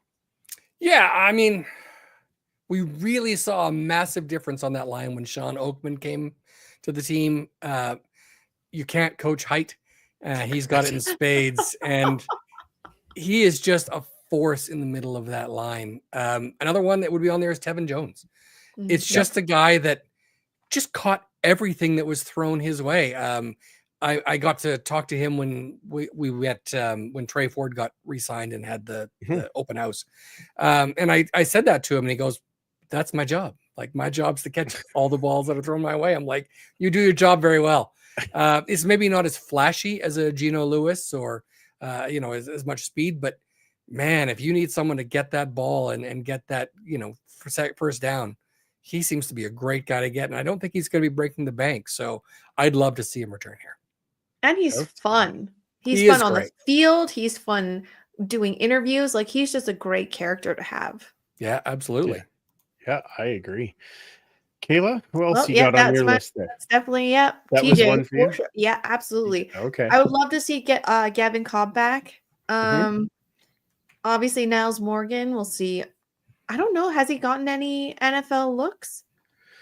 Not at his Not age. I that don't we're think. aware of. No? Yeah. Okay. Yeah. No, I think it's more of see what the market. I think he's still doing Elks stuff. So Yeah. I feel like And that one. Defensive coordinator's a middle linebacker. Yeah, that's true. Yeah. Yeah. Might know him. Yeah. Yeah. So we'll see. Are we expanding outwards or just sticking to current Elks right now? Oh no, we're gonna Current reach Elks. outwards in a second. Okay. But yeah, those were the ones I had written down. Okay, I'm gonna add two more. Darius Bratton. Yep. I've seen his step forward has been really good over the last 2 years, so I wouldn't mind seeing him back. Agreed. And Scott Hutter. Yes. Scott Hutter, especially with the release of Blue Cheese, Scott Hutter, I think he can be the safety. He's a glue guy as well, like so good in the locker room. Absolutely. And a PA guy, right? So he does all the things that need to happen and gets it. So I think Scott Hutter definitely lands on that list for me. So now let's spread out a little bit. Let's go shopping, shopping across the league, and see what we want. So Kamish, start with your first one. Who are you asking Santa Hervey for? Oh, if I'm asking, oh my gosh, it's Tyrell Ford. Yeah, It's Tyrell Ford. Yep. Like, it would be nice to have the brothers on the same team. Ford squared, please. Actually, it would be Ford cubed if that yeah. other guy stays. Yeah, Demetrius and Tyrell and Trey. Yeah, exactly. Yeah. Built Ford tough. Oh, geez. Some people think that that's not a real thing. I don't know. Yeah. Anyway, it is for them. I'm Yeah, not saying yeah. that. Yeah, don't get me wrong. It is for them. Yeah, exactly. I want Trey to come on the show one day, so I better make sure I have that right. Sorry, Kayla. Carry on. Do you have another one? No, don't apologize. And then obviously, as soon as Maxi got signed and free agency lists were revealed, and you see Jake Serezna on that list, Bring him home. Absolutely. That's his immediate thought was they had chemistry. They have a good relationship. That boy is surely coming home, baby. His fiance lives here. Yeah, absolutely. He can get free cupcakes whenever he wants. Yeah, yeah, yeah. Very true. I mean, very there are true. plenty, but those are the two that immediately drew my eye. I mean, yeah, but Santa, Tyrell. Yes. All right. Sounds good. Super fan, what are you asking Santa Hervey for? How about Janarian Grant? Oh, good pick. Good pick. Just saying, like, we could always use a little help on that special teams. Who won the special teams player of the year last year? Wasn't it Sean White? Like, Are you saying 2024, 2023? 2024. I thought it was Sean. Yeah, I can Oh, remember. no, it was Jerry and Wasn't Grant. it? Yeah. No. Yeah. Oh, yeah. Okay. Okay. Yeah. Oh, no, I White was thought the Sean Western White won. West. He was the West rep. Okay. All right. Yeah. Okay. Well, then, yeah, Janarian and Grant I wouldn't be upset about that. Yeah. No, Yeah. Another absolutely. returner. Yeah. Mm-hmm. But yeah, I mean, that to me is just something that we really have needed for a long time. Mhm. Is someone who's that dangerous guy whenever he gets his hands on the ball. So But that was supposed to be Javon Leake, but now he's dangerous as a running back. yeah, So, absolutely. yeah. So we did get the danger, just in different Different spot. way. Yeah. Different spot than we expected. Yeah. Any others for you, Superfan? I think again, Kayla talked on both of those with Jake Seresna and Terrell Ford. Getting guys on the defensive side of the ball would be really, really helpful for us. There are a couple of new openings that from recently from down south with Vaughters and Rose. Mm-hmm. Mm-hmm. You know, you never know. Before free So- agency, no less. So here's a question. If we're gonna go all American up the middle on the defensive line, if you could get Seresna and Rose on the same line, Ooh, dear Lord. now Or that Seresna would Oakman. that would cost you Oakman probably, you Yeah. know, Maybe. like, but I can't say I'd be upset. Like, Yeah. that would be rather nice. Rotating in some Canadians in there. Yeah, absolutely. Yep. I could get behind that. We talked about bringing guys home earlier, and so a name that I'm going to put out there, I'm not 100% confident on it, but I feel like a guy who should be brought home is David Beard. Yeah. And Mhm. him and Cordy already have a relationship. Sure. The families are friends. You know, I and Ed obviously knows him from Hamilton. Chris Morris. knows him from here, right? Chris Morris knows both of them. It just to me kind of makes sense so to bring Beard home. So Yeah. that's nothing against the job that Cordy has done at center, but I think that would just be a nice. Well, they nice- were the East and West reps for most outstanding, or the All-Star at center, right. So with Beard taking all CFL yeah, and then Cordy can be your backup like without any or problem. a guard. Yeah. and he can slide to a guard, right? Like I really think that would be a nice add. Another one that I'll throw out on the defensive side of the ball, Jonathan Moxie is a defensive back, knowing that he already knows Mark Kilam. So Yep. And he was in Hamilton last year, so Just he say with also Ed. happens to know Ed. So I feel like that might be one that they might be asking about. And then the last one I'm going to throw out again to kind of bring in some guys home, but a thought anyway. Offensive lineman Kyle Saxlid. Yeah. Really Big guy. enjoyed what he did here, and we know he can play tackle. Yeah. Good to have a so- Canadian backing up, especially when you have a Canadian tackle. Where did he go Correct. again? He did go to Hamilton, but he was in Calgary last year. Hmm. So there's connections to the people that are now with Mhm. us. Mhm. But I think that that's the other thing is that Boyko's not getting a lot younger. Not that he's super old, but he is. He's not getting a lot younger. So maybe Saxlid finds a spot there. So I wouldn't be upset about that. Again, you never do bad having really good offensive linemen, especially when our running game took off after Tanner Green was injured and we had to use an offensive lineman as our tight end. Correct. Yes. And fullback. Yeah. Not such a bad Saxley could thing, be a right? fullback. Come on. Sure. Why not? Yeah. Mark Cordy, Oh man, fullback, no, thank you. Not if I'm a defensive back or a linebacker. Nope, linebacker. Yeah, exactly. Here he nope, comes. nope. Here's one that I'm going to throw out that I just thought was a little bit funny as I went down the list. I don't think it'll ever happen, but we know that TJ Lee and Aaron Grimes are like best friends, right? That's true. So Can you would imagine? TJ Lee want to come and lead this defense Okay. under Aaron Grimes?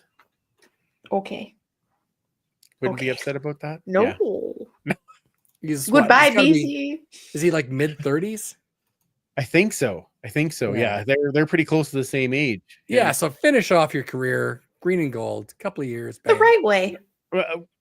I mean, win a Grey Cup with your best friend. Yes. Why wouldn't you want to do that? I That's don't true. get it. Like, it's the perfect time.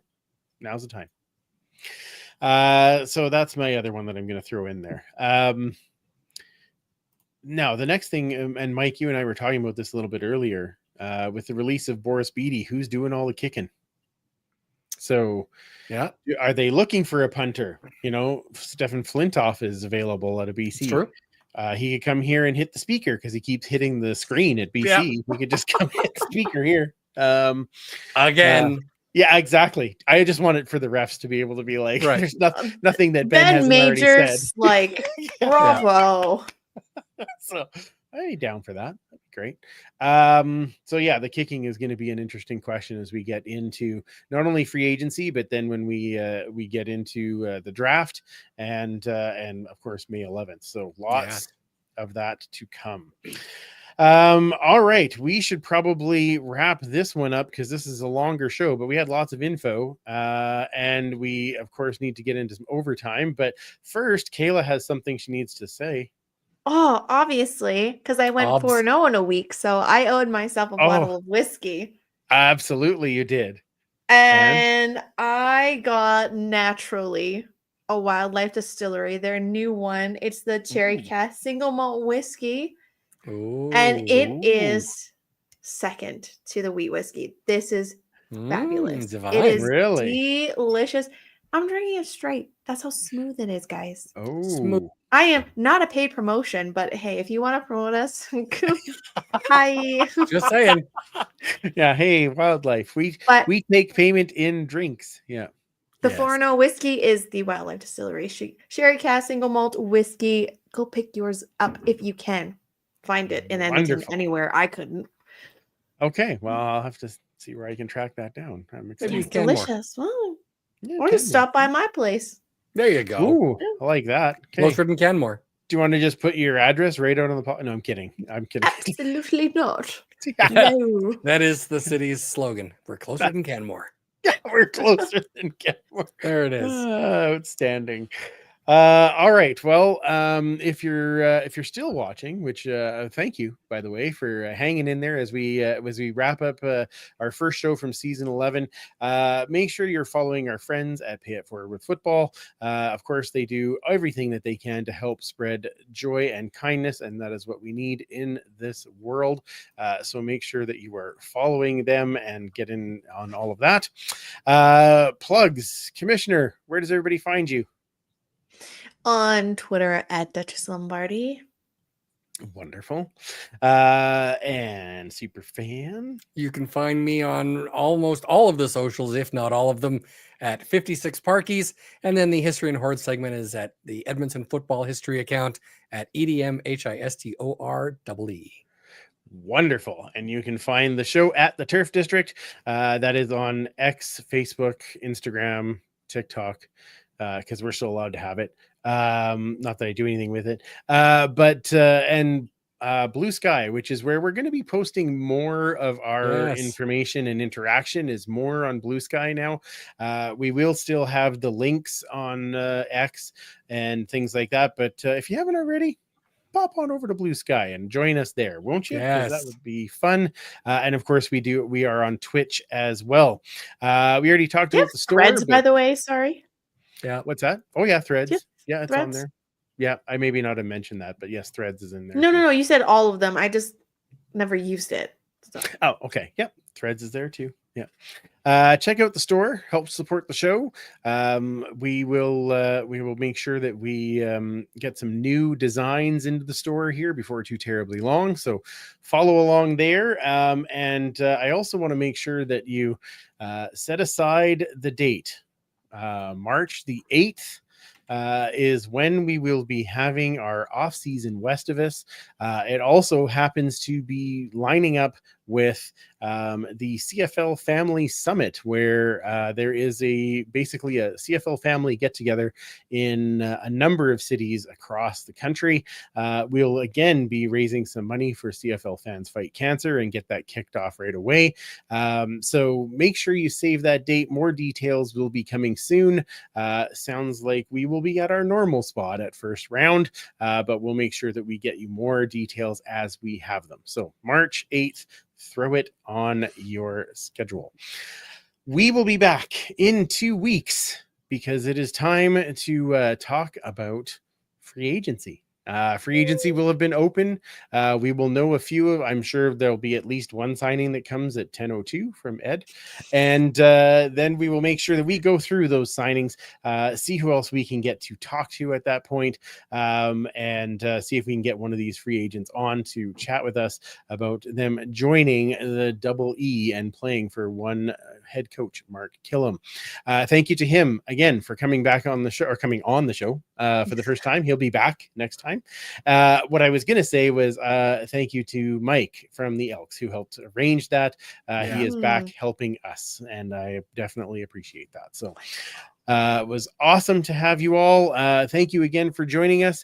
We will see you in 2 weeks. So for head coach Mark Kilam, Commissioner Kayla, and Superfan Mike, I'm Andrew. Remember, you can't catch footballs with your face, and we will absolutely talk to you in 2 weeks or in a few moments on Overtime.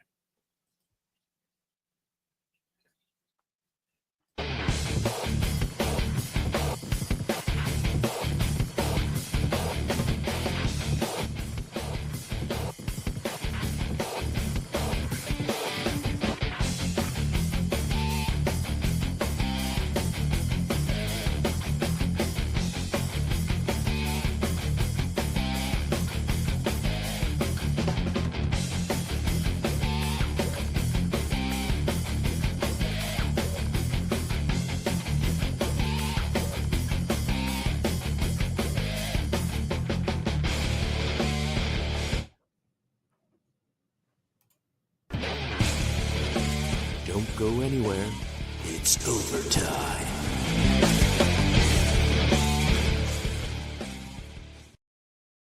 All right. We are back, and it is overtime. Wow. Our first overtime in season 11. Crazy. Chat more. I'm realizing, and this has already been sorted just so that everybody knows. See, when I put the little logo in the bottom left-hand corner, we're missing something on the other side. There will be an addition coming. So we couldn't put season 10 there again.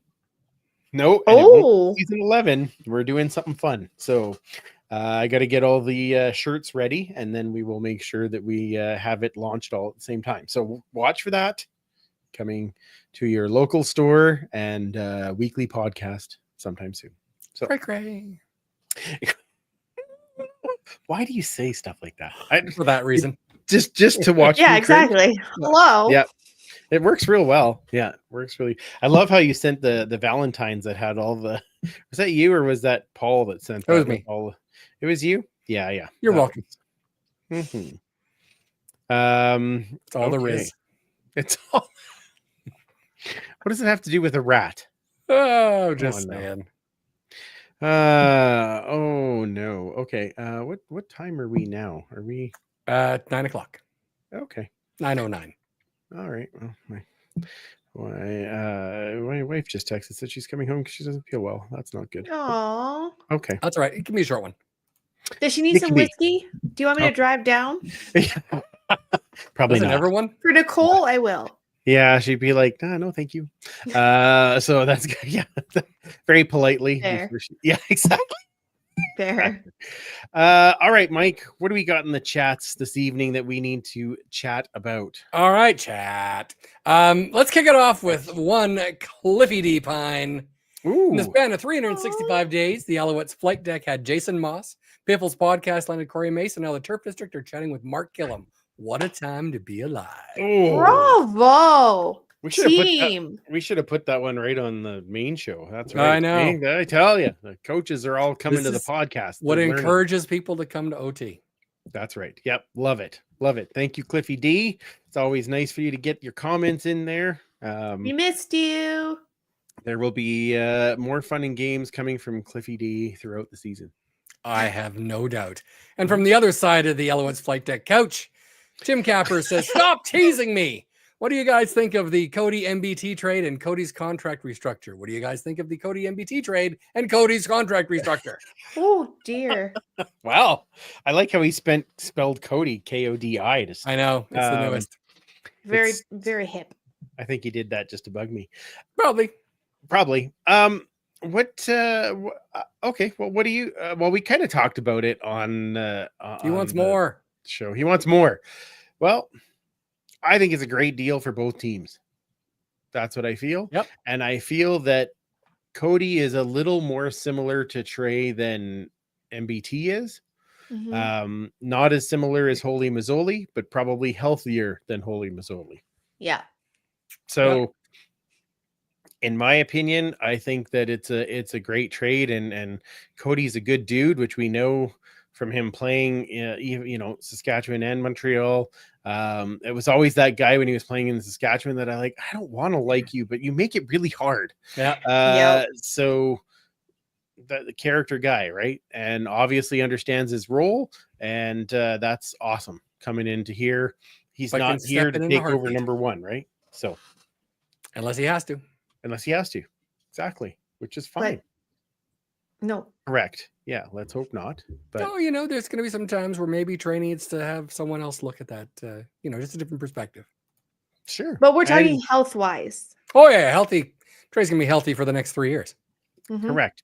And we're gonna need Cody when we're up by 40 points. Like Cody's Right. got to come in and just make And sure. Bring it get it home. up by another 20. Like He's Correct. the closer. That's right. We call him that. I don't know if he'd Closer. like it, but I think we should call him that. Yep. Yeah. Yep. Every time that he walks on the field, can we play Wild Thing? Just like the. Yes. Yeah. Yes, as we should. Can he get the glasses too? Oh my God, I hope so. That'd be amazing. Yeah. For those that aren't Charlie Sheen fans. Yes. Kayla's like, I have no idea what you're talking about. Wild Thing. No, never saw Major No. League. No. No. It's Oh, a fun movie. it is. a Now fun you have movie. homework. Excellent. Correct. yeah. All right, more questions. The question that's on everybody's lips. Dying to know, what is the blue conditioner? I have no idea. Ken suggests Selsun. Selsun Blue? Come on now. Oh, sell some. I thought That's a way callback. I was gonna say, I thought that was a whole shampoo thing. Yeah, it is, I think. Yeah. Okay. Yeah. All Do you know right. what the blue conditioner is, Kayla? I have no idea. one his Conditioner, wife no. buys? Shampoo, I think it's for dandruff. I don't know. Oh, Head and Shoulders. Oh, okay, sure. No. It's like actually Oh, blue sell some blue. formulation. Yeah. Okay. Yeah. Okay. Hey, that reminds me. I still have your hair stuff from Grey Cup up in. On my, You're not using it? no, but I Okay. should have dropped You that off. actually could though. Like It was really funny when I brought that home and Nicole's like, "So are you planning on growing out your hair?" Or... No. hey, if she wants to use it, she can go right ahead. All There right, it then is. I'll let her know. Okay, that was funny. All right, what else we got there? The next question on everyone's lips from our very own Tyler Hill. Oh yes, Are you guys in the same spots this year for tailgate? We are. as far as we know, yes. Yep. We haven't got the invoices yet for tailgate. They Oh, usually really? don't come until like March, April kind of thing. Yeah, yeah. Because I know I've paid it when we've gone to training camp. So it's usually in that sort of Aprilish range. Yeah. Okay. So it is coming, and our plan is to be in the same spot unless they all of a sudden surprise us. But yes, we should be in the same spots It's true. with lots of great food. Good food. We got some new items on the list again coming. Ooh, Yeah. new items. Oh, every year we got to try a few new items. Yeah. Yeah, Mike doesn't like to And spoil it though. Yeah. no, I don't. But I believe the preseason game is Supermom's birthday, so she gets to pick what it's going to be. Oh, Oh, There it is. fantastic. Yeah, Fantastic. I like she her it. favorite loves it when they dessert? sing happy birthday. and what's her Key favorite? lime pie.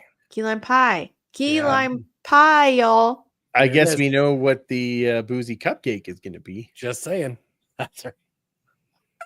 Perfect. Nice. That was a great subtle wink there, Kayla. You can Just thank the saying. whiskey. Yeah, that's Could have been the whiskey. thank Might have you, been the gin. Wildlife Whiskey. Yep. Mhm. All right. All Yes, right. same spots. Exactly. All right, Jordan. I like Jordan. Jordan's a smart person. Okay. My free agent predictions: David Beard, Jake Seresna, Terrell Ford, Mike Rose, and Dalton Schoen. Eating. Oh, That is a lot of money. That is a lot of money, but I'm just saying, Wow. maybe the new owner's like, I don't care, I'll pay the fine. Yeah, I mean, Make it happen. We've missed the playoffs for far too long. so there's one thing that we didn't talk about in the regular show is the other free agent that I didn't mention was Geno Lewis. Yeah. And we didn't Mhm. talk about what Ed Hervey said at the general manager and coach meetings, in that he wants to have Geno back, but not at $300,000. not at 300 grand. We're not going to do that. He was very clear. We are not paying 300 grand for that position. Yeah. And we'll see. We'll let the market tell us what the cost is, and we'll go from there. So I think the reason that I didn't put it in there is that I kind of thought it was kind of a foregone conclusion that there is no more Geno.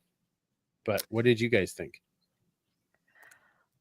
After I saw VA's tweet, I would think the same. And given Geno's tweets about just knowing your worth, I would assume as a foregone conclusion that he's not coming back.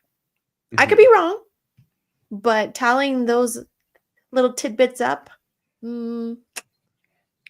Yeah. I mean, I could see him anywhere, and that even includes Montreal. Yeah. Which I'm sure the Alouette flight deck guys would be okay with that. I just don't know if he would go back. It's a lot Could of be depending on the contract and what he's given, but just the Yeah. conversation that I had with him at the Elks dinner, it would be I would be surprised. Yeah. Okay. Well, and the thing is, maybe it does reset the wide receiver cost Mhm. or whatever, and it does come down to a spot where Ed's like, yeah, let's do it. That's a price I'll pay for this, right? So I'm sure that number has been bandied about. So I mean, I think it's me. People are talking about this team because it's going to be an exciting team again, with Trey coming in. Pure marketing ability of Trey Ford is outstanding, and then a Jordan Maximic drawing everything up. I think, Mhm. and we've got an okay receivers coach who knows a thing or two about receiving. Jason Tucker's caught a couple. Yeah, maybe a couple. The one thing that I will sorry, Jordan, before I forget, I agree with your first three choices. I think the other two are ones that I'd love to see, and I just don't know if the money will be there, especially if they are able to swing a deal with Geno. Then that's going to take some of That's that off out. the table, Yeah. right? Yeah. But I wouldn't be upset about that either. So Nope. In an SMS world, you gotta, you can't just spend all the money everywhere. You've got to take it from somewhere. right, exactly. So we shall see. Granted, again, what's the rule at the SMS? We have no idea where Larry's at with that. So, Yep. yeah. Again, we don't know. Maybe He- maybe we can ask him. He Yeah, signs maybe. contracts in his resort in his bathing suit. So, you just never know the whimsy of one Larry Thompson. That's right. Thompson. That's right. Yeah, exactly. Yeah, I mean, and as long as he's not driving the fire truck in my turf district, it's fine. Oh, No. Okay. I do want to.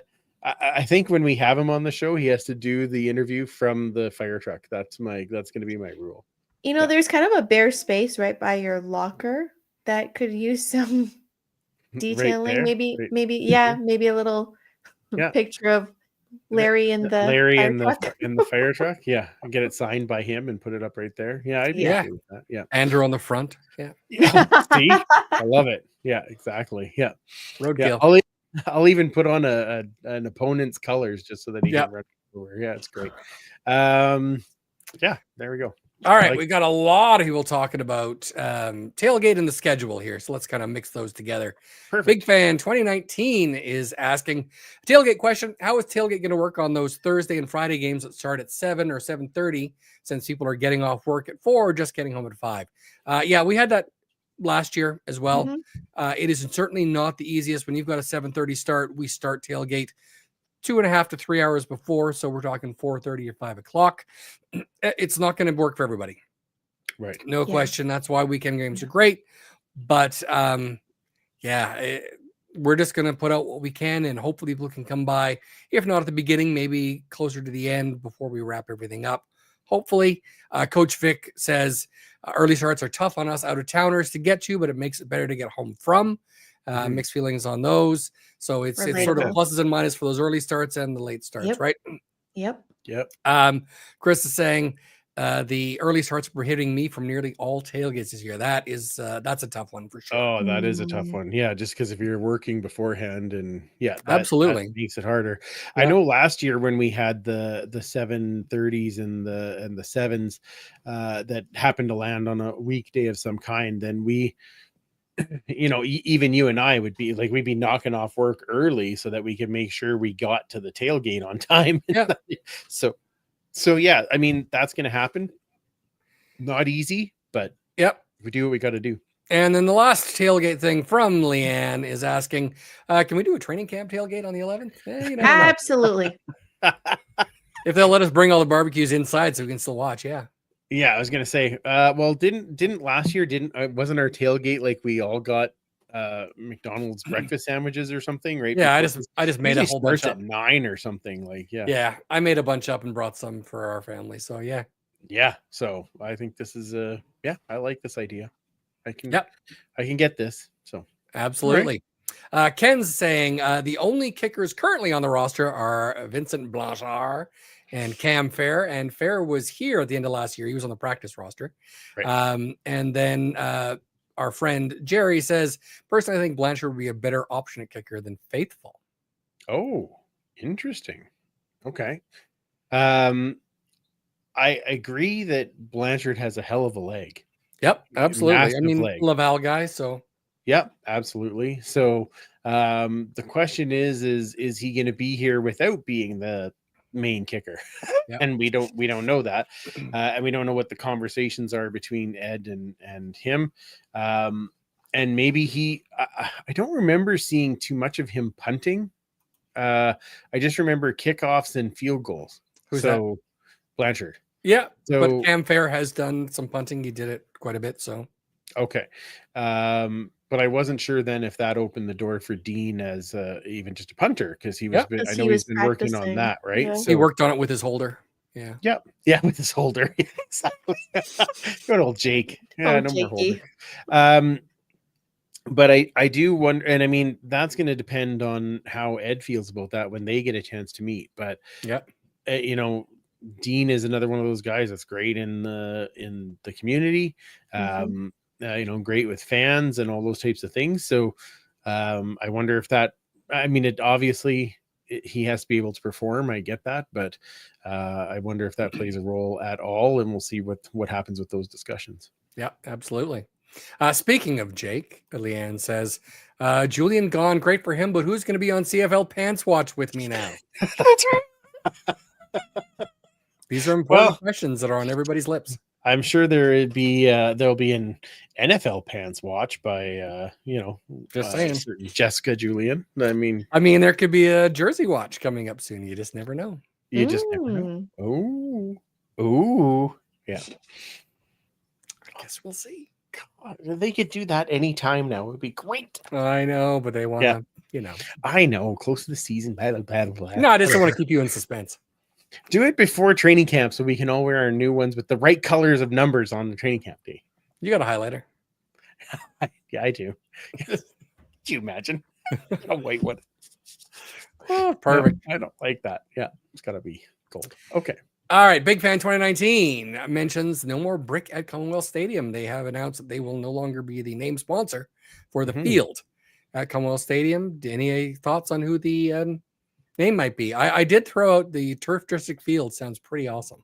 It does sound pretty awesome. Yeah, if only I had that kind of money to. Oh, it's cost money? Never mind. It does. It does cost money. Yeah. I thought it was just based on merit.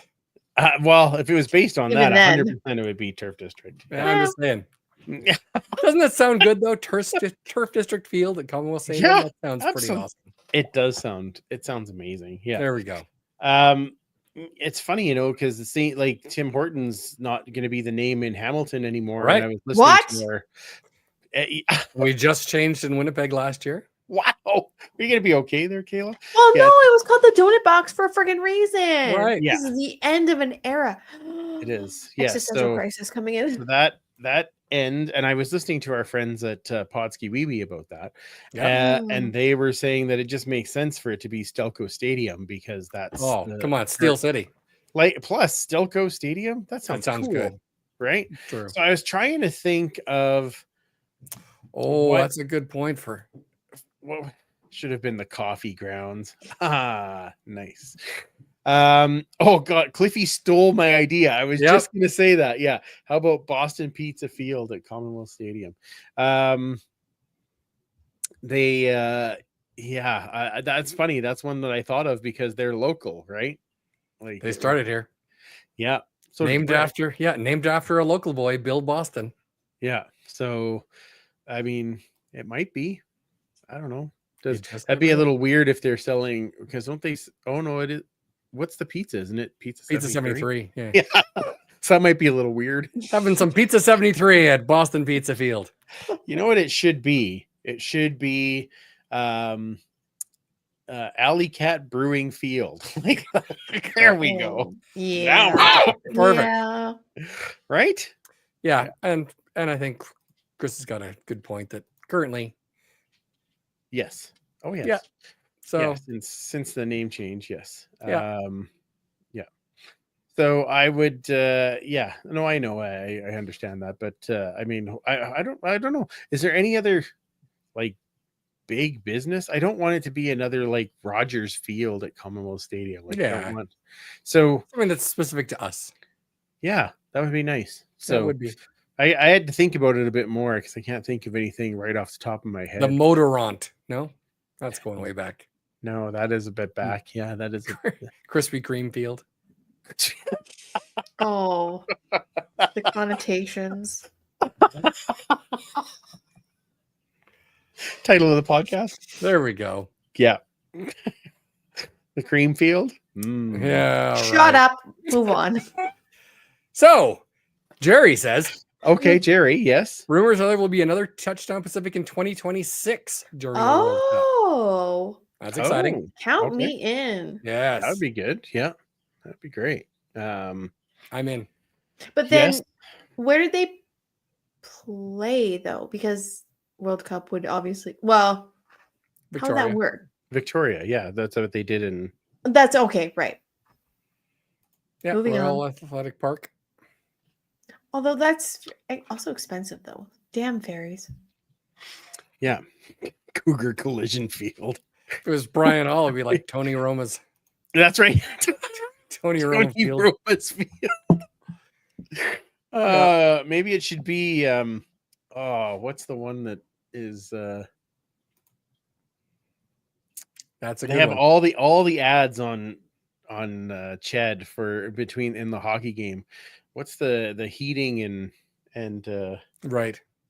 you know what I'm talking about? The heating and Yeah. cooling place. Yeah.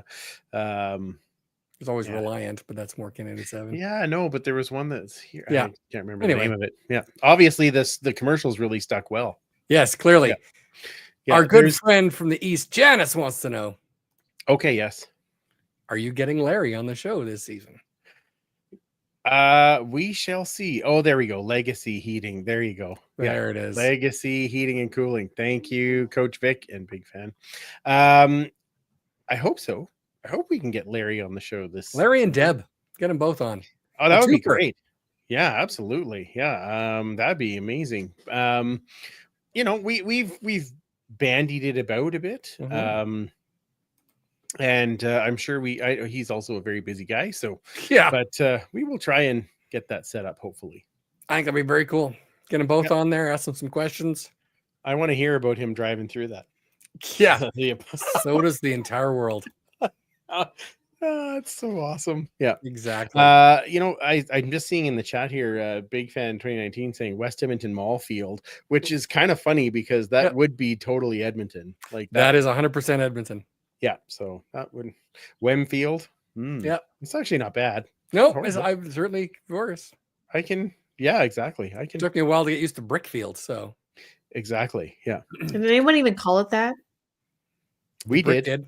did. Yeah. But like, yeah, I'm going to Brickfield. I know Morley did all the time in Yes. every broadcast. He's talking about the Brickfield at Commonwealth Stadium. Yeah, we were. I was trying to be good about it, but it wasn't easy. So anyway, okay. What else we got there? Super. All right, our good friend Janice also says, Oh, I see Kilam drawing players back with him. There's a draw to building a new culture and a coach players respect. It makes some good signings. Yeah, I 100% agree. yeah, that's very true. And when you've got, not only do you have the like Mark Kilam having that, you've got JC Sherritt with his relationship with the guys that were still playing, but also the coach that he just did. You've got, like we talked about, the D-Max connections, and how guys want to play with him. Absolutely. Max Simic, you can see, like Jason Tucker comes across because he wants to be still part of it. So I think that there's going to be guys that are going to be looking and going, I want to be part of that. So should be interesting, especially when you know that that's something that they're looking for. Like what kind of deals can you get on guys? Obviously they're going to need to be paid. Don't get me wrong, but Ed's always been pretty good about, look, this is going to be fair to you and to the team. So I feel pretty good about that. It's true. Our next show is going to be so much fun. This is what happened. Can you imagine who he signed? Yeah. Absolutely. Welcome to the show. Returning to the Edmonton Elks, Jake Sresna. Yeah. I'm down with that. Yeah. Cupcakes. Super chatty. So Chris is suggesting, a serious note, Ryan King is the district manager with Crystal Glass. Oh, Crystal Glass Field, which is better than Crack Masters. Nothing, Kayla? That was funny. Sorry. Yeah, you keep cutting out. Really? As well. No one needs to hear. Yeah. Oh, that's weird. Okay. I'm not sure why, because it seems smooth on this end, but no, it's happened several times. Okay. I like that. Yeah, Crystal Glass. Crystal Glass Field. Yeah, I can see that. Yeah, absolutely. Or what's the signage company that that Blake was with? There's another Edmonton company. My brain is really not picking up on a lot of stuff. It's early season. It is, yeah. This is preseason for me too. Come on now. Yeah, exactly. So big fans asking me, do you have the Elks pennant that they did sell? Which one? I've got a few different things from the last year. Anything with that 75th logo, I just loved. So took it all. I was a fan. Yeah, I'll take it all. You'll have to show me at a tailgate, and I'll let you know. Hey, there we go from Leanne. There we go. James Brown and Associates Field. Yeah, exactly. Yeah, that's true. Yeah. Oh, Booster Juice Field. I'd be okay with that if they actually had booster juices there. There you go. That'd be cool. I'm in. Exactly. All right. Last one to wrap up. Okay. Yes. Opening episode of season 11 from Leanne, of course. Of course. If they got Trey to walk a player out, it would be a Ford Escort. I'm here all week. Try the roast beef. Don't forget to tip your server. I love you, Leanne.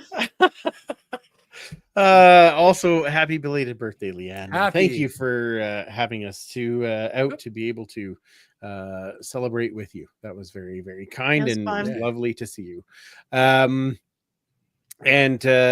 Actually, well, we could have two of the Fords, and it'd be like three.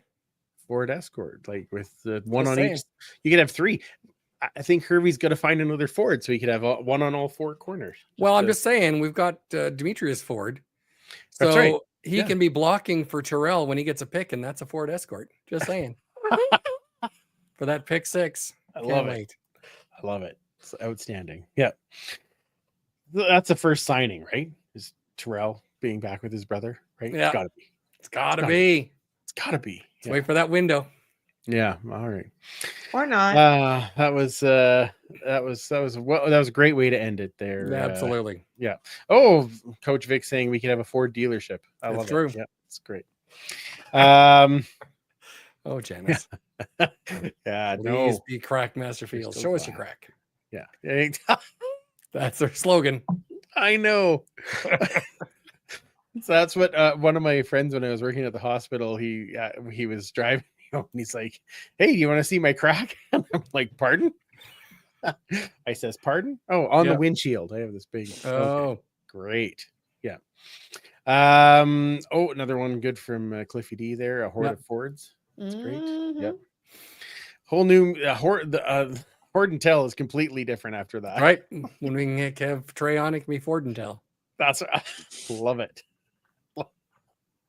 Oh, Kayla, she gave like a pity smile on that. I one. know. We'll take That it. was pretty good. It's Yeah. early.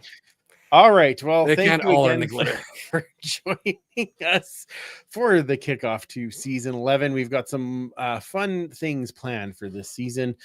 So make sure you're tuning in every 2 weeks from here on out until we get to preseason. And then we will be in for every week. We will have our rough estimate of the tailgate. The menu should be coming out late-ish April, and that way then you'll know what's coming, and we have new and fancy things coming around that, of course.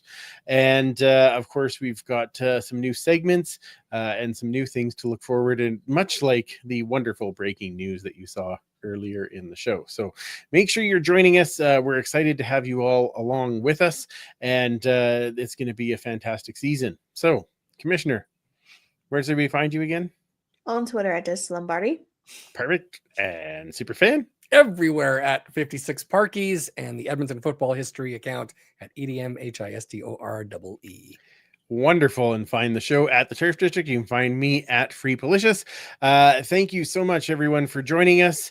And we, like I said, we will be back in a couple of weeks. So for Commissioner Kayla and Superfan Mike, I'm Andrew. Remember, you can't get footballs with your face, and we will absolutely talk to you in 2 weeks.